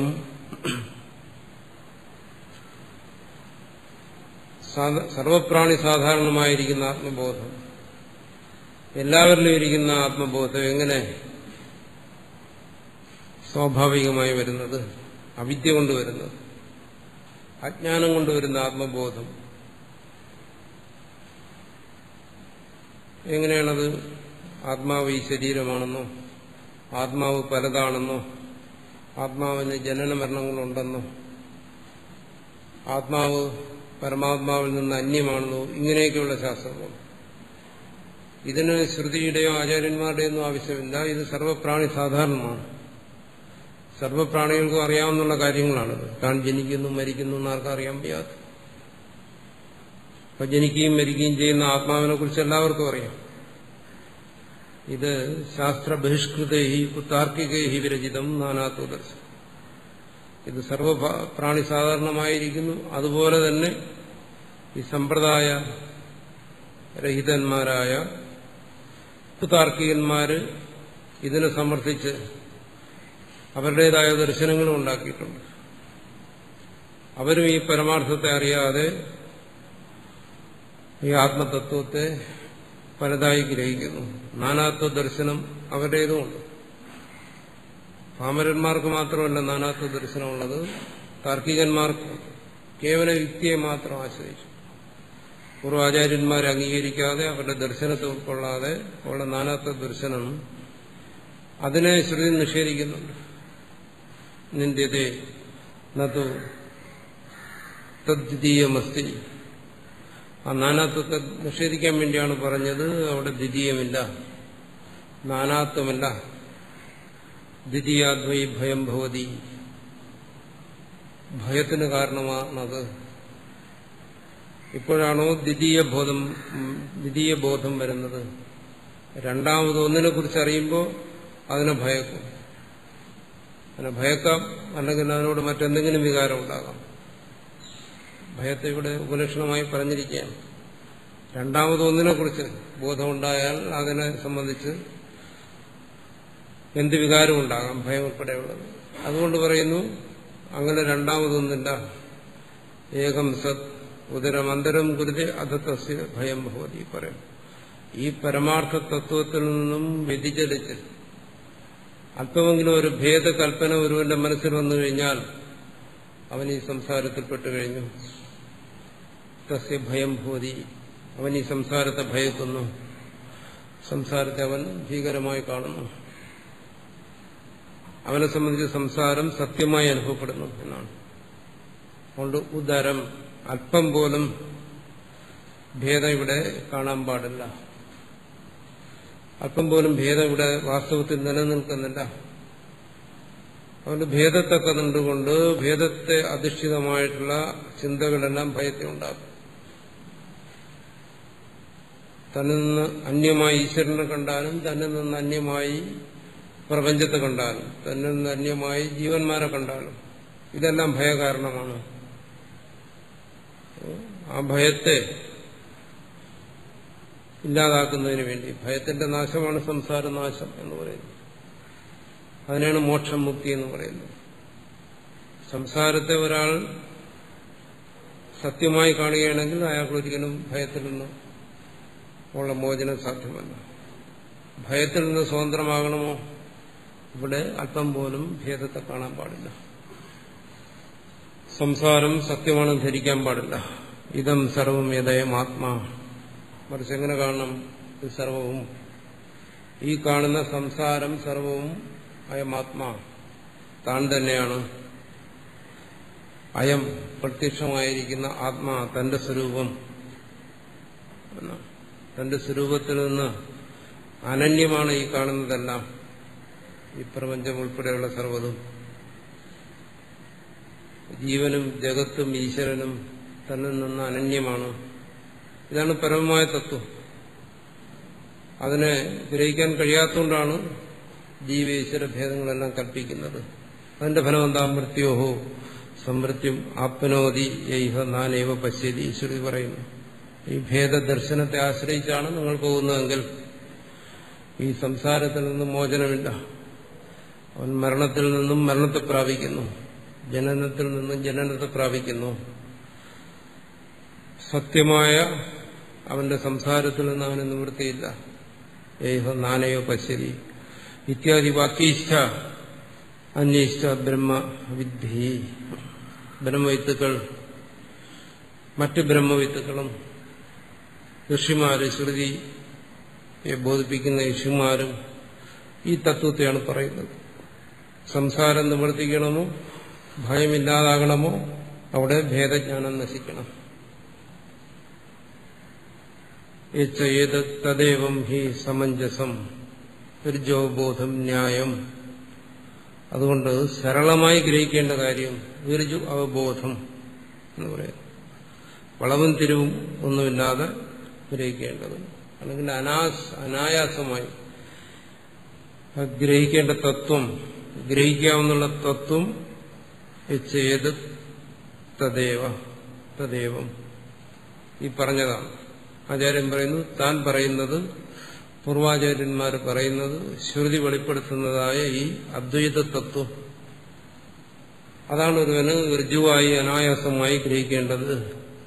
ന്യായം, യുക്തവും അത് തന്നെ. യുക്തിക്ക് നിരക്കുന്നതും അദ്വൈതമാണ്, ദ്വൈതമല്ല.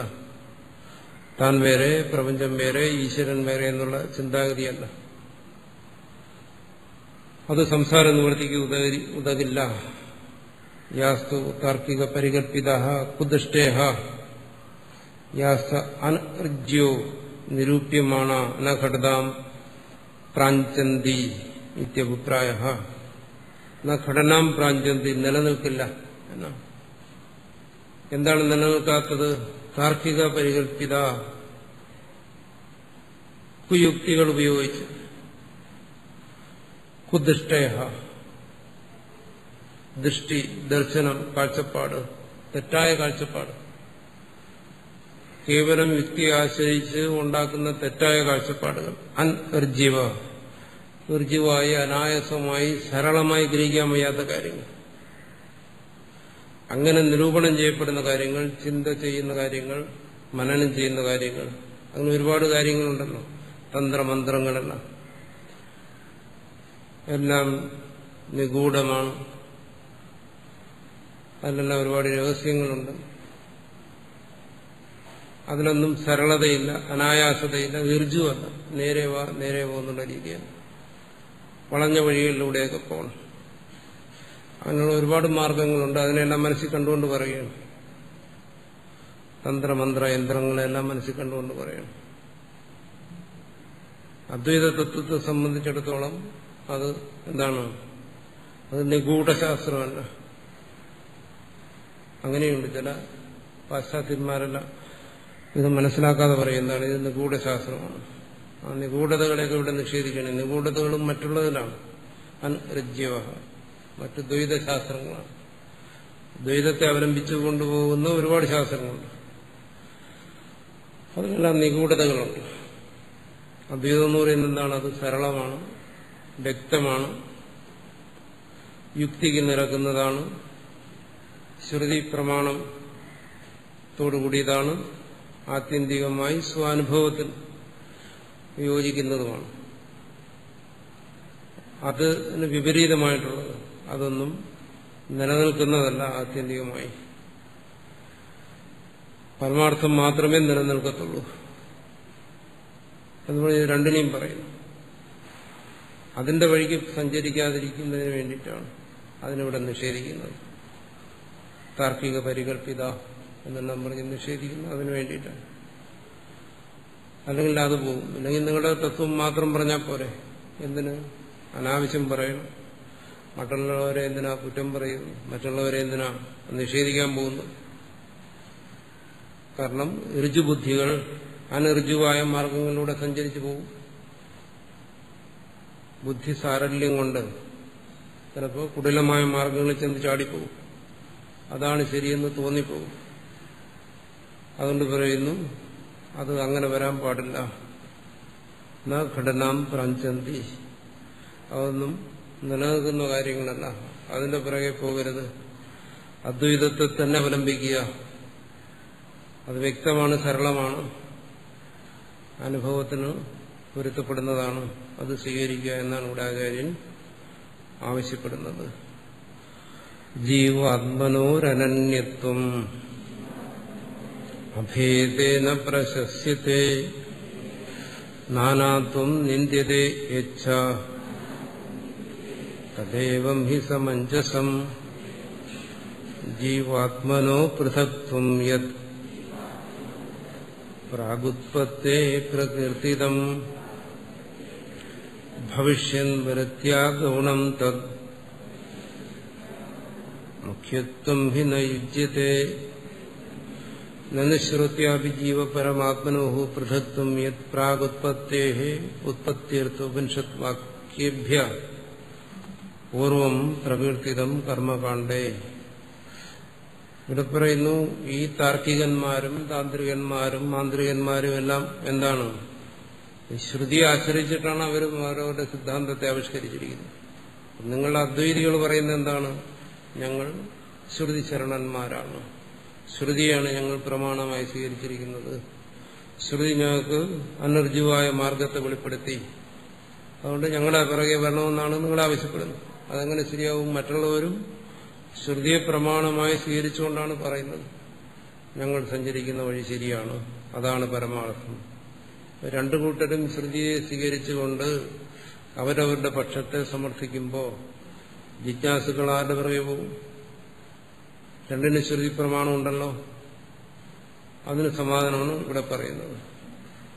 ശ്രുത്യാവി പരജീവാത്മനോഃ പൃഥക്ത്വം യത് പ്രാഗുത്പത്തേരുത്പത്യർത്ഥ ഉപനിഷത് വാക്യേഭ്യഃ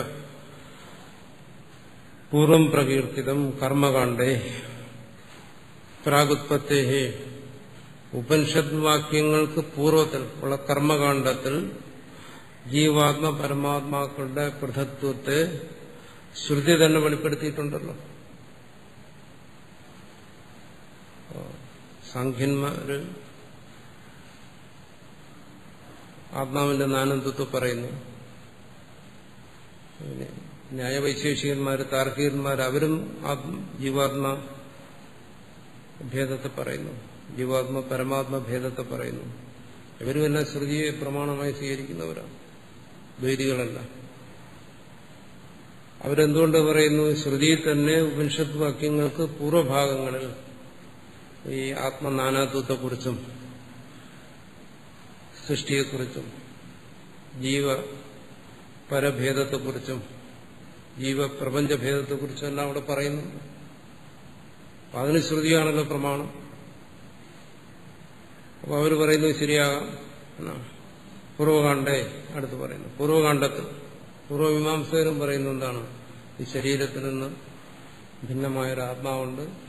ആത്മാവ് ഈ ശരീരത്തെ വിട്ട് സ്വർഗനരകങ്ങളിലൊക്കെ സഞ്ചരിക്കുന്നു. ആത്മാവ് കർമ്മം ചെയ്യുന്നു, കർമ്മത്തിന്റെ ഫലം അനുഭവിക്കുന്നു. അതിനാൽ ശ്രുതിയിൽ നിന്ന് തന്നെയാണ് അവർക്ക് ഈ ആത്മതത്വത്തെ അറിയാൻ കഴിഞ്ഞത്. അതുകൊണ്ടാണ് അവർ പറയുന്ന അനധികത അബാധിതമായ അർത്ഥത്തെ പ്രതിപാദനം ചെയ്യുന്നതാണ് ശ്രുതി എന്നൊക്കെ അവർ പറയുന്നത്. അവരുടെയും സിദ്ധാന്തമാണ്. കർമ്മകാണ്ഡത്തിൽ അങ്ങനെ പറഞ്ഞിരിക്കുന്നതുകൊണ്ടാണ് അവരത് സ്വീകരിച്ചിരിക്കുന്നത്. പിന്നെ നിങ്ങളെങ്ങനെ അത് ഉപനിഷത്തിൽ അതിനെ നിഷേധിക്കും? അവരെ എങ്ങനെ നിഷേധിക്കാൻ പറ്റുമെന്നാണ്. അനേകശ കാമഭേദത ഇതം കാമോ അതം കാമ ഇതി. കാമഭേദമനുസരിച്ച് അത് പറഞ്ഞിരിക്കുന്നു. അനേക തരത്തിൽ പറഞ്ഞിട്ടുണ്ട്. എന്നുവെച്ചാൽ ഈ ശ്രുതിയെ ആശ്രയിക്കുന്ന ജീവന്മാരുടെ സങ്കല്പങ്ങൾക്കനുസരിച്ച്, കാമം അവരുടെ സങ്കല്പം, അതിനനുസരിച്ച് ശ്രുതിയിൽ പലതും വെളിപ്പെടുത്തിയിട്ടുണ്ട്. പ്രപഞ്ച നാനാത്വവും പ്രപഞ്ച സത്യത്വവും എല്ലാം ശ്രുതി വെളിപ്പെടുത്തിയിട്ടുണ്ട്. അത് ശ്രുതിയെ ആശ്രയിക്കുന്നവന്റെ സങ്കല്പങ്ങൾക്കനുസരിച്ച് അത് വെളിപ്പെടുത്തിയിരിക്കുകയാണ്. അതൊന്നും പരമാർത്ഥത്തെ ബോധിപ്പിക്കാൻ വേണ്ടിയിട്ടല്ല എന്നർത്ഥം. പരശ്ച സദധാര പൃഥിവീം യാം ഇത്യാദി മന്ത്രവർണ്ണയും. ആ പരമാത്മാവ് അവനീ ഭൂലോകത്തെ ദ്വിലോകത്തെ എല്ലാം അവൻ നിലനിർത്തിയിരിക്കുന്നു. എന്നുവെച്ചാൽ അവൻ, ആ പരൻ, തന്നിൽ നിന്ന് അന്യനായിരിക്കുന്ന പരൻ, അവൻ സത്യമാണ്. അവൻ പരമാർത്ഥത്തിൽ ഈ പ്രപഞ്ചം നിലനിർത്തിയിരിക്കുന്നു എന്നൊക്കെ അവിടെ നിന്ന് അർത്ഥം തോന്നാം. അതുകൊണ്ടാണ് ഈ പ്രപഞ്ചം സത്യമാണ്, തന്നിൽ നിന്ന് അന്യനായിരിക്കുന്ന പരമാത്മാവ് സത്യമാണെന്നെല്ലാം ഓരോരുത്തർ സിദ്ധാന്തിക്കുന്നത്. തത്ര കഥം കർമ്മജ്ഞാനകാണ്ഡവാക്യ വിരോധേ ജ്ഞാനകാണ്ഡവാക്യാർത്ഥസ്യ ഏവ ഏകത്വസ്യ സാമഞ്ജസ്യം അവധാരിതേ. ഇതിങ്ങനെ പരസ്പര ഭിന്നമായി ബോധിപ്പിക്കുന്നു. കർമ്മകാണ്ഡം ഒന്ന് ബോധിപ്പിക്കുന്നു, ജ്ഞാനകാണ്ഡം അതിന് വിപരീതമായ ഒന്നിനെ ബോധിപ്പിക്കുന്നു. അങ്ങനെ വിപരീതമായ വാക്യാർത്ഥങ്ങളെ ബോധിപ്പിക്കുന്നതുകൊണ്ട് നിങ്ങൾക്കെങ്ങനെ പറയാൻ പറ്റും അദ്വൈതമാണ് പരമാർത്ഥം, ജ്ഞാനകാണ്ഡമാണ് സത്യം എന്നെല്ലാം എങ്ങനെ പറയും?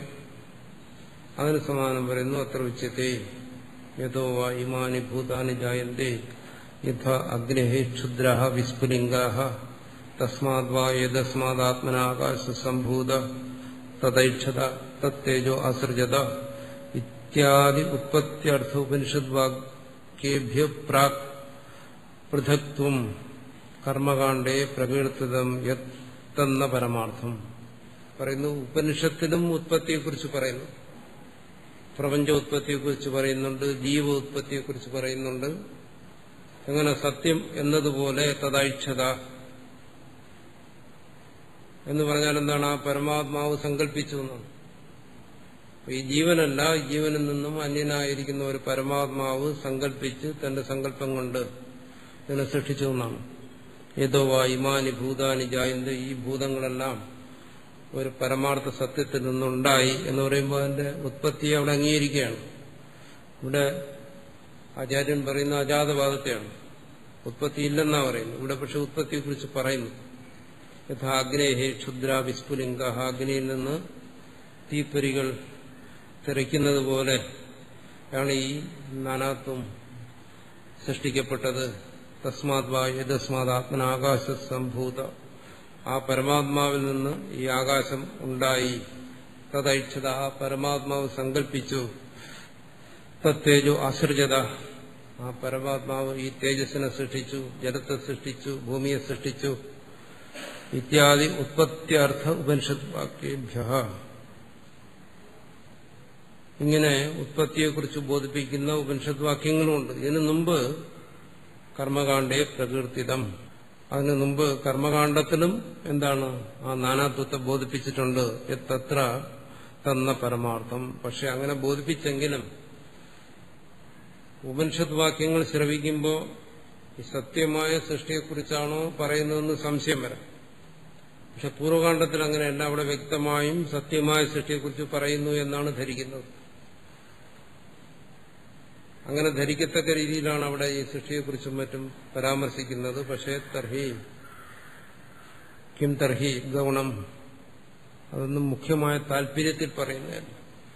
കേൾക്കുന്നവൻ അവന്റെ സംസ്കാരമനുസരിച്ച് അതാണ് മുഖ്യം, അതാണ് പ്രധാനം, ആ പറഞ്ഞിരിക്കുന്നതാണ് സത്യം എന്നെല്ലാം തോന്നുമെങ്കിലും അതങ്ങനെയല്ല.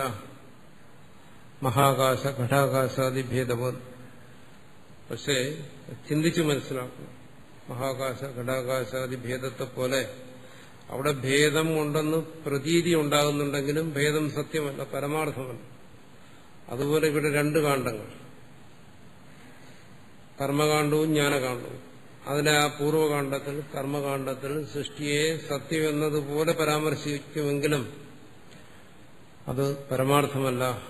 അതിനൊരു ഉദാഹരണം പറയുന്ന യഥാ ഓദനം പചതീതി ഭവിഷ്യത് വൃത്യാ തത്വത്. ഇവിടെ പറയുന്നത് ഇതെല്ലാം ശ്രുതിയാണ്. പൂർവകാണ്ഡമായാലും ശരി, ഉത്തരകാണ്ഡമായാലും എല്ലാം ശ്രുതിവാക്യങ്ങളാണ്. അതിൽ അദ്വൈതി പറയുന്നത് നിങ്ങൾ ഉത്തരകാണ്ഡത്തെ സ്വീകരിക്കണം, പൂർവകാണ്ഡത്തിലെ ഇതിന് വിരോധമായി വരുന്ന അർത്ഥങ്ങളെ തള്ളിക്കളയണമെന്നാണ്. പക്ഷെ രണ്ടും വാക്യങ്ങളായിരിക്കെ രണ്ടു വാക്യങ്ങളും പരമാത്മാവിനെ കുറിച്ചും സൃഷ്ടിയെക്കുറിച്ചും പറയുമ്പോൾ ഒന്ന് സ്വീകരിക്കാനും മറ്റൊന്ന് തള്ളിക്കളയാനും പറഞ്ഞാൽ എങ്ങനെ? അതിനെന്താ യുക്തി? ഒരു കാര്യത്തിന്റെ പ്രഥമ ശ്രവണം കൊണ്ട് മാത്രം അതിന്റെ താല്പര്യത്തെ മനസ്സിലാക്കുന്നത് ശരിയല്ല. അത് ചിന്തിച്ച് മനസ്സിലാക്കണം. പ്രഥമ ശ്രവണത്തിൽ ഒരു കാര്യം നമുക്ക് ശരിയെന്ന് തോന്നിയാലും ചിലപ്പോൾ ലൗകികമായിട്ടും അങ്ങനെയാണ്. ആലോചിച്ച് നോക്കുമ്പോൾ മനസ്സിലാവും എന്താണ് ആ പറഞ്ഞതല്ല അതിന്റെ താല്പര്യം, പറഞ്ഞിടത്തല്ല അതിന്റെ താല്പര്യം, അതിനപ്പുറമാണെന്ന് നമുക്ക് ലൗകിക വാക്യങ്ങളിൽ നിന്ന് മനസ്സിലാകും. അതിന് ഉദാഹരണമാണ് ഓദനം പചതി എന്ന് പറയുന്നത്. ചോറ് വേവിക്കുന്നു എന്ന് പറഞ്ഞാൽ എന്താ അതിന്റെ താല്പര്യം?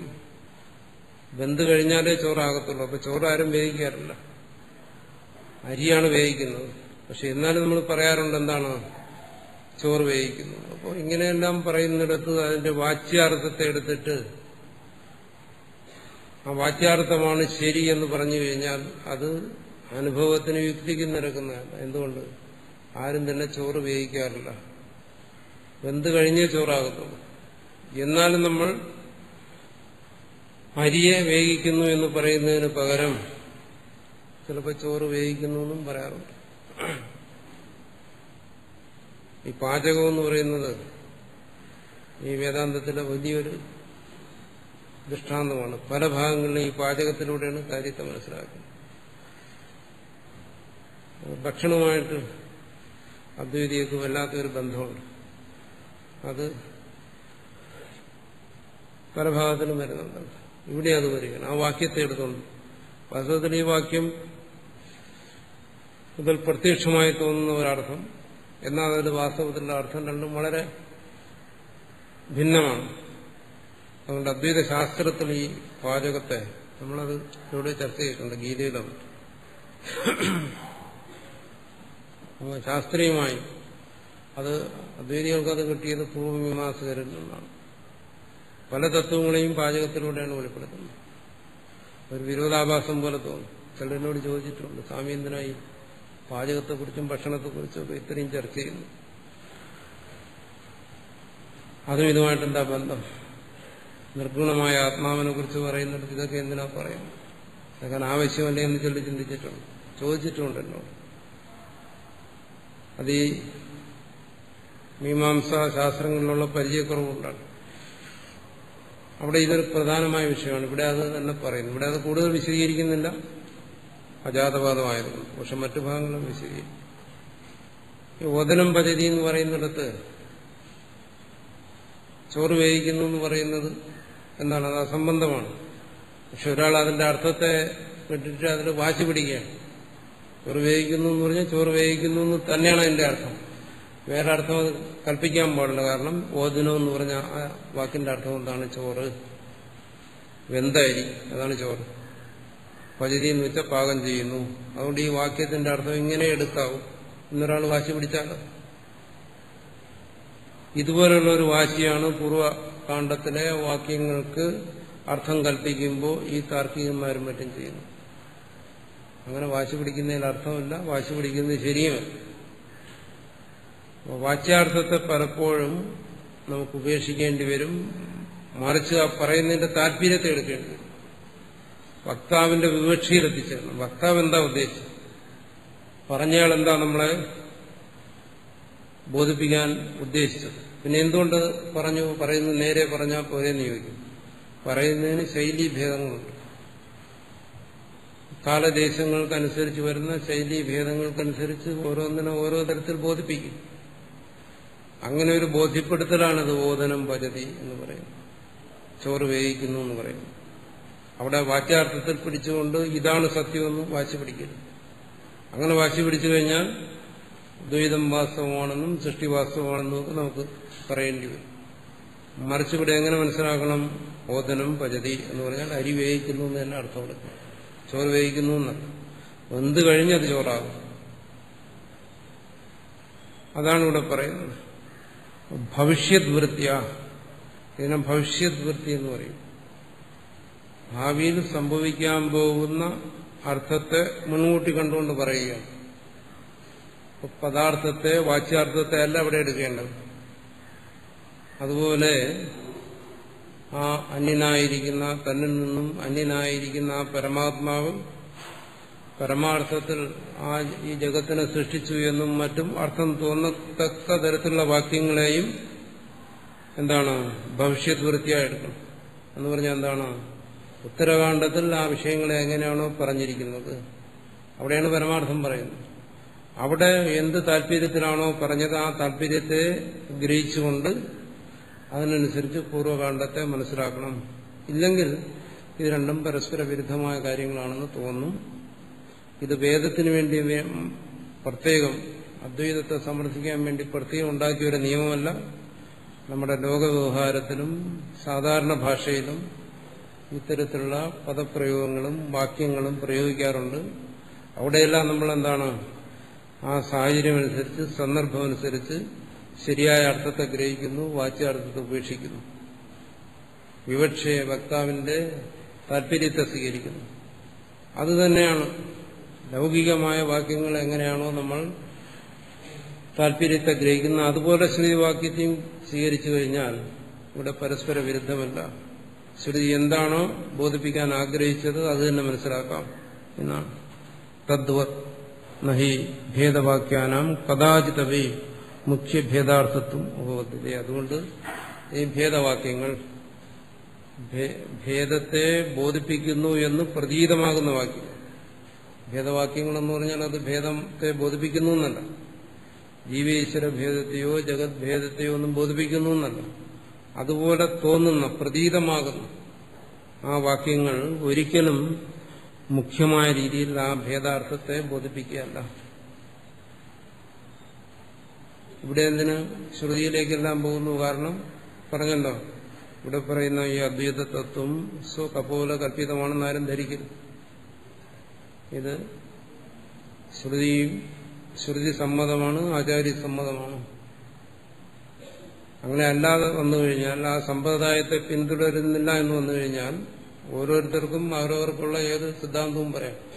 ഇതെന്റെ കണ്ടെത്തലാണ്, ഇത് നിങ്ങൾ അംഗീകരിക്കണമെന്ന് ആർക്കും ആവശ്യപ്പെടാം. അത് വരാതിരിക്കുന്നതിന് വേണ്ടി ഇവിടെ സമ്പ്രദായത്തെ അംഗീകരിക്കുന്നു, ശ്രുതിയെ സ്വീകരിക്കുന്നു, പൂർവാചാര്യന്മാരെ ആദരിക്കുന്നു, അവരെ പ്രമാണമായി സ്വീകരിക്കുന്നു, അവരുടെ വാക്യങ്ങളെ പ്രമാണമായി സ്വീകരിച്ചുകൊണ്ട് ഇതിനെ അദ്വൈത തത്വത്തെ ഇവിടെ ഉറപ്പിക്കുകയാണ്. അതുകൊണ്ട് ആ വാക്യങ്ങൾക്കൊന്നും ഒരിക്കലും ഭേദാർത്ഥത്തെ സ്വീകരിക്കരുത്. സ്വാഭാവിക അവിദ്യാവത് പ്രാണിഭേദ ദൃഷ്ടി അനുവാദിത്വ ആത്മഭേദവാക്യാന. സ്വാഭാവികമായിരിക്കുന്ന എന്ന് പറഞ്ഞാൽ അനാദിയായിരിക്കുന്ന അവിദ്യ, അവിദ്യയോടുകൂടിയിരിക്കുന്നവനാണ് ഈ പ്രാണി ജീവന്മാര്. ഇവിടെ ചിന്തിക്കുന്ന പ്രാണി മനുഷ്യനെ ഉദ്ദേശിച്ച് പറയുകയാണ്. ഈ മനുഷ്യരെല്ലാം എന്താണ്? ജീവന്മാരെല്ലാം അനാദിയായ അവിദ്യയോടുകൂടിയിരിക്കുകയാണ്. ആ അവിദ്യയുടെ ഫലമാണ് ഭേദദൃഷ്ടി. ആ ഭേദദൃഷ്ടിയെ പൂർണ്ണമായും നിരാകരിച്ചുകൊണ്ട് പറഞ്ഞു കഴിഞ്ഞാൽ അവർക്ക് ഉൾക്കൊള്ളാൻ കഴിയാതെ വരും. ഒരു തത്വം നമ്മളെ ബോധിപ്പിക്കാൻ ശ്രമിക്കുന്നു. ആ തത്വത്തെ നമ്മളെ ബോധിപ്പിക്കാൻ ശ്രമിക്കുമ്പോൾ ശ്രോതാവിന്റെ നിലയെ മനസ്സിലാക്കാതെ ശ്രോതാവിന് ഗ്രഹിക്കാൻ പറ്റാത്ത തരത്തിൽ ആ തത്വത്തെ ബോധിപ്പിച്ചാൽ അതുകൊണ്ട് പ്രയോജനമൊന്നുമില്ല. ബോധിപ്പിക്കുന്ന ഗുരുവിന് അത് അന്യനെ ബോധിപ്പിച്ചിട്ട് ലാഭമൊന്നുമില്ല. ഏതൊരു ശ്രോതാവിനെയാണോ ബോധിപ്പിച്ചത് അവനത് ഗ്രഹിക്കാൻ കഴിയുന്നുണ്ടെങ്കിൽ അവനും അതുകൊണ്ട് പ്രയോജനമില്ല. അപ്പോൾ അത് നിഷ്പ്രയോജനമായി തീരും അങ്ങനെയുള്ള പ്രവൃത്തികൾ. അതുകൊണ്ട് ഇവിടെ പറയുന്നു, അനാദിയായിരിക്കുന്ന ഈ അജ്ഞാനം, ആ അജ്ഞാനത്തിന് കീഴ്പ്പെട്ടിരിക്കുന്ന ഈ ജീവൻ അവന്റെ ആ ഭേദദൃഷ്ടിയെ അനുവാദിത്വ, ആ ഭേദദൃഷ്ടിയെ അനുസരിച്ച് അതിനെ കുറേയൊക്കെ അംഗീകരിച്ചും കുറേയൊക്കെ സമ്മതിച്ചും പരമാർത്ഥത്തിൽ നിരാകരിച്ചും കൊണ്ടാണ്. അങ്ങനെ ഒരു ശൈലിയാണ് ആത്മഭേദവാക്യങ്ങളിലെല്ലാം സ്വീകരിച്ചിരിക്കുന്നത്. നേരിട്ടങ്ങ് അദ്വൈതത്തെ ബോധിപ്പിച്ചു കഴിഞ്ഞാൽ അവനൊന്നും ബോധിക്കാൻ കഴിയത്തില്ല. അതുകൊണ്ട് പൂർവകാണ്ഡത്തിൽ എന്ത് ചെയ്തു? ആദ്യം ശരീരത്തിൽ നിന്നും ഭിന്നമായിട്ടുള്ള ഒരു ആത്മാവിനെ ബോധിപ്പിച്ചു, ജീവനിൽ നിന്നും അന്യനായിരിക്കുന്ന ഒരു ഈശ്വരനെ ബോധിപ്പിച്ചു. അങ്ങനെ ക്രമേണ ആ അവിദ്യയിൽ നിന്ന് അവനെ മോചിപ്പിക്കുന്നതിന് വേണ്ടി അവന്റെ അവിദ്യാ സംസ്കാരമനുസരിച്ച് ഭേദവാക്യങ്ങൾ ആദ്യം വെളിപ്പെടുത്തി.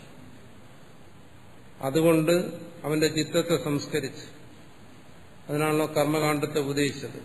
ആ കർമ്മങ്ങളിലൂടെ അവന്റെ ചിത്ത സംസ്കാരം വന്ന് അനുഷ്ഠാനങ്ങളിലൂടെ അവന് അന്തഃശുദ്ധിയുണ്ടായി ഒടുവിൽ ജ്ഞാനകാണ്ഡത്തിലേക്ക് വന്ന് പരമാർത്ഥത്തെ ബോധിപ്പിക്കുന്നു. ഇതാണ് വേദം സ്വീകരിക്കുന്ന രീതി. ഈ ശൈലിയെ മനസ്സിലാക്കാതെ പൂർവകാണ്ഡം ആണ് സത്യം, അതിനപ്പുറം ഒന്നുമില്ല എന്ന് വാശി പിടിക്കുന്ന അത് ആണ് കുതർക്കം എന്നിവിടെ പറഞ്ഞത്. ഇഹ ച ഉപനിഷത്സു ഉത്പത്തി പ്രളയാദിവാക്യൈ ജീവപരമാത്മനോരേകത്വമേവ പ്രതിപിപാദ ഇഷിതം. ഇവിടെ വന്നപ്പോൾ ഉത്തരകാണ്ഡത്തിലേക്ക് വന്നപ്പോൾ ഇവിടെയും പറയുന്നുണ്ട്, ഉത്പത്തി പ്രളയങ്ങളെ കുറിച്ചെല്ലാം പറയുന്നുണ്ട്. നേരത്തെ വാക്യങ്ങളെല്ലാം ഉദ്ധരിച്ചു. ഈ വാക്യങ്ങളിലൂടെ എന്താണ്? അങ്ങനെ സംസ്കരിക്കപ്പെട്ട ജീവന് പരമാർത്ഥത്തെ ബോധിപ്പിക്കുകയാണ്. അതെന്താണ്? ജീവപരമാത്മ ഏകത്വമാണ്. അത് ബോധിക്കാതെ എന്നും ആ ഭേദത്തിലാണ് ഇരിക്കുന്നതെങ്കിൽ അത് കേവലം അജ്ഞാനത്തിന്റെ ഫലമാണ്. ഗുരുവൻ തുടങ്ങുന്ന അവിടെ നിന്നാണ്, ഭേദദൃഷ്ടിയിലാണ് തുടങ്ങുന്നത്. ജീവേശ്വര ഭേദത്തിൽ നിന്നാണ് അവന്റെ ആധ്യാത്മിക ചിന്ത തുടങ്ങുന്നത്. അതുകൊണ്ടാണ് പൂർവകാണ്ഡം വേണ്ടി വന്നത്. പക്ഷെ അതിൽ അവസാനിക്കാൻ പാടില്ല. അതിനെ നിരാകരിച്ചുകൊണ്ട് പരമസത്യത്തിലാണ് അവന്റെ ജിജ്ഞാസ ശ്രമിക്കേണ്ടത്. അതാണ് പ്രതിവിവാദ ഇഷിതം. എന്താണോ ബോധിപ്പിക്കാൻ ഉദ്ദേശിച്ചത് അതാണ് എന്നാണ്. അപ്പോൾ ആ ഏകത്വത്തെ, പരമാർത്ഥത്തെ ബോധിപ്പിക്കുന്നു. അതാണ് തത്വമസി അന്യ ആസു അന്യോഹം അസ്മീതി ന സവേദ ഇത്യാദി. അത് അവിടെ തത്വമസി, അവിടെ ആ പാരമാർത്ഥികമായ നിലയിൽ പരമാർത്ഥത്തെ ബോധിപ്പിക്കുമ്പോൾ, സത്യത്തെ ബോധിപ്പിക്കുമ്പോൾ അന്യോ അസു അന്യോഹം അസ്മീതി ന സവേദ.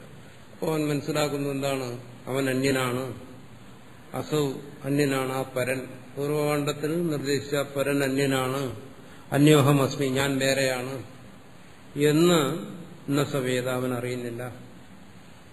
പൂർവകാണ്ഡത്തിൽ അവൻ അറിയുന്നുണ്ട് ഞാൻ വേറെയാണ്, ആ പരൻ വേറെയാണെന്ന്. പക്ഷേ ആ പരമാർത്ഥത്തെ ബോധിപ്പിക്കുമ്പോൾ എങ്ങനെ? തത്വമസി എന്നുള്ള ഉപദേശത്തിലൂടെ അവൻ ആ പരമാർത്ഥത്തെ സാക്ഷാത്കരിക്കുമ്പോൾ അന്യോ അസൗ, അവൻ വേറെയാണ്, പൂർവകാണ്ഡത്തിൽ ബോധിപ്പിച്ച പരൻ വേറെയാണ്, അഹമസ്മി അന്യഹ, ഞാൻ വേറെയാണ്, ഇങ്ങനെയല്ല അവൻ ബോധിപ്പിക്കുന്നത്. എന്ന് മാത്രമല്ല ന സവേദ, അവൻ അക്കാര്യം അറിയുന്നേയില്ല. അദ്വൈത അനുഭൂതിയിൽ ആ ഭേദബോധം നിലനിൽക്കുന്നില്ല. അപ്പോൾ ഇത് യുക്തിക്ക് നിരക്കുന്നതാണ്, സമ്പ്രദായത്തെ അനുസരിക്കുന്നതാണ്, പൂർവാചാര്യ സമ്മതമാണ്, ആത്യന്തികമായി സ്വാനുഭൂതി നിഷ്ഠവുമാണ് എന്ന് പറഞ്ഞാണ് ആ വിഷയം അവിടെ അവസാനിപ്പിക്കുന്നത്. ജീവാത്മനോ പൃഥക്ത്വം യത് പ്രാഗുത്പത്തേ പ്രകീർത്തിതം ഭവിഷ്യൻ വൃത്യാ ഗൗണം തത് മുഖ്യത്വം ഹി ന യുജ്യത്തെ.